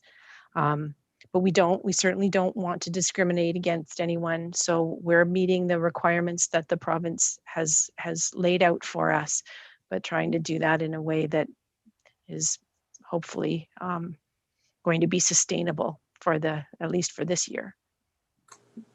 Councillor Milne. Thank you, Mr. Warden. And I want to say that I'm very thankful and appreciative of the efforts of staff to meet the spirit of serving our customers, if not the letter of the legislation. But that said, I think everybody can agree that we're rapidly going down a rabbit hole here. And boy, I hope we don't go too far before we really see some good numbers and some good dollar figures of where we're headed with this, because this has the potential to really get expensive in a hurry. Other comments? Councillor Patterson. Thank you, Mr. Warden. I would like to suggest that the members of the SMART board take it back to SMART. And would you be able to contract out the required service through SMART? They're already in the business, and if you need one vehicle, could they not supply that vehicle on the point-to-point if the board is willing? Stephanie? Thank you, Warden Hicks. That's an interesting concept. We're actually, the way our current proposal to work with home and community support services, it's not necessarily about just getting one vehicle. So the unique thing is, because we're operating on 6 different routes, some of them on the same day, the current proposal is that home and community support services has multiple vehicles in their fleet. So if we need the support on all of our routes, they can accommodate that. So that's also why this partnership is advantageous, because they have a number of vehicles in their fleet, and providing just one may not be enough.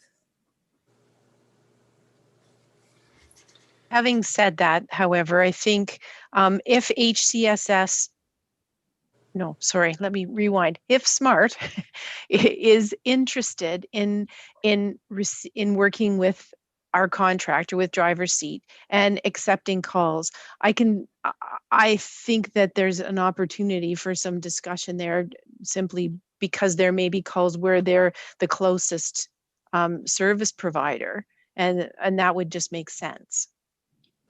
Exactly. And we have had those conversations with home and community support services and with our contractor, and we're all on the same page that ultimately we just want to help people get from point A to point B. So if Saugeen Mobility would like to join in on this with us and work, we are happy to work with everyone and everybody. So please forward them back to me, and I will gladly meet with your board. Okay, Councillor Mackey. Well, Mr. Warden, I will certainly commit to bring this matter up at our next SMART board meeting, and to see what conversations can take place, because I'd hate to see home and community supports traveling down to Grey Highlands when there's a SMART mobility van traveling from Southgate to Chatsworth already. It's that sort of thing that we've got to get rid of. So I'll certainly bring this to the board and see what we can do. Thank you. Very good. Thank you. Councillor Gamble, did I see your hand? Yes, you did. And Scott pretty well answered what I was going to say, is why would SMART really want to entertain this application when it's taking business away from them? I just don't see the attitude for it. Thank you. Can I, Mr. Warden?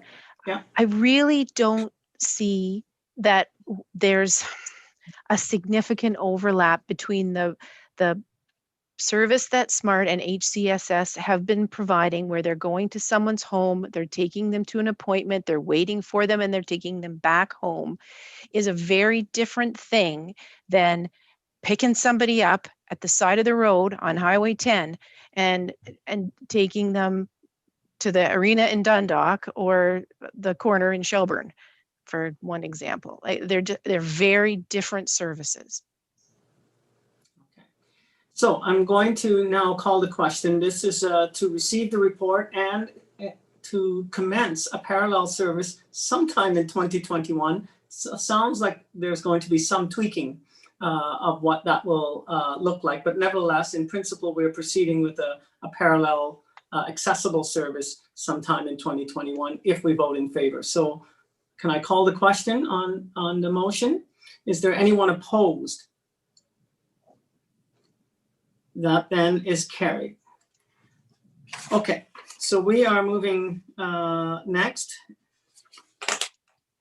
into closed meeting, and we are going into closed sorry? Actually, Mr. Warden, sorry, Councillor O'Leary pulled an item from the consent agenda that we should deal with before we Oh, move my into close. apologies. Yes, that was item 5C.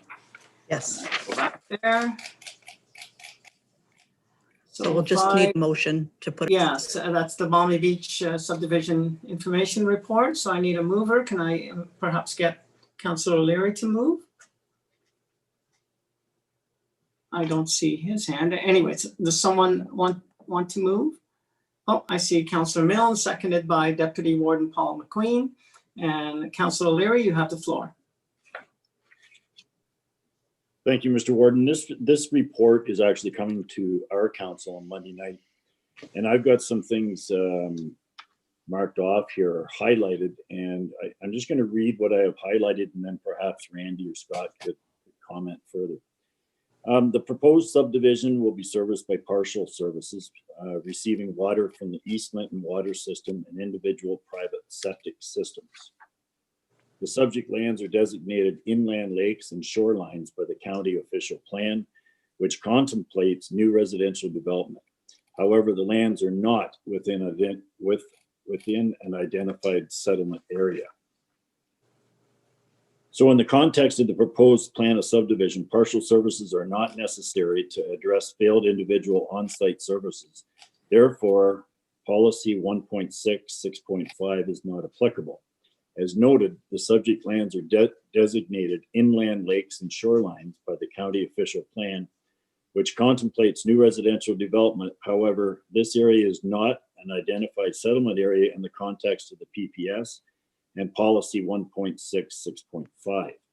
Therefore, it would be helpful for the county planning staff to confirm how the proposed plan of subdivision represents infilling and or minor rounding out of existing development within a settlement area. Furthermore, it would be helpful for the county and or township planning staff to confirm as to why East Linton water services are proposed to be extended to service the residential development when the subject lands are not located within a designated secondary settlement area of East Linton as identified by the county official plan. And maybe in addition to that, I would maybe ask Randy or Scott or whoever's going to speak, at what point are we going to do a study to see the long-term effects on some of these decisions? Thank you, Mr. Warden. Thank you, Randy. Thank you, through you, Mr. Warden. With respect to the inland lakes and shoreline designation, so that is a designated settlement area within the county official plan. So with respect to that, the provincial policy statement and the county official plan does permit development on partial services within designated settlement areas to allow for minor or infilling and minor rounding out of existing development on partial services, provided that site conditions are suitable for the provision of those services with no negative impacts. A servicing option study has been submitted with respect to this application. The township and the county will be doing a peer review of that study. So we're going to be waiting for the results of that peer review, and we're happy to share that with city staff or others who are interested in seeing the results of that particular study. With respect to, in terms of the proposed development, it is 6 single detached lots is being proposed on an existing open maintained road. All the lots would front onto that road, and therefore it can be considered infilling. And as I mentioned, inland lakes and shoreline designation is considered a settlement area designation in the county official plan. So, but if council has concerns with respect to the existing policies in the county official plan or areas designated for growth and development, this can be reviewed further.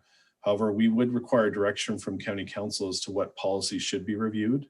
I do note that we are planning to do a housekeeping amendment in 2021 to incorporate the anticipated results of the updated growth management study and to do some updates based on the 2020 provincial policy statement. So there is an opportunity to review other policies in the county official plan. But as I said, at this stage, this proposed development is in a designated settlement area and contemplates this development, subject to making sure that there's going to be no impacts from the servicing that's being proposed. And as I mentioned, we're going to be doing a peer review of that study to see if the agreed upon results that's suggested in the report are in fact something that can be justified. Okay, Randy, Councilor O'Leary? Yeah, thanks for that, Randy. And respectfully, I will not be supporting that resolution. Thank you, Mr. Warden. Okay, any other questions on this item? So then on the motion to receive and approve the plan as we see it in the report, any opposed? That is carried. All right. We are going to move on to, sorry? Mr. Warden, I'd like a recorded vote on that. Can we do that now that it has passed, Madam Clerk? Yes, sir, you can do it immediately before or immediately after calling the question. Okay, very good then. Okay, so I'm just gonna get that resolution. So this is to receive the report for information. Councillor Mackey, In favor? Councillor Gamble,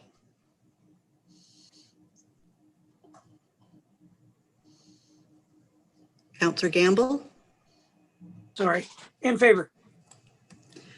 Councillor Burley, Favor. Councillor Carlton, In favor. Councillor McQueen, In favor? Councillor Desai, Yay. I'm sorry, In favor. thank you. Councillor Patterson, In favor. Warden Hicks, Yay. Councillor Clumpus, In favor. Councillor Keaveney,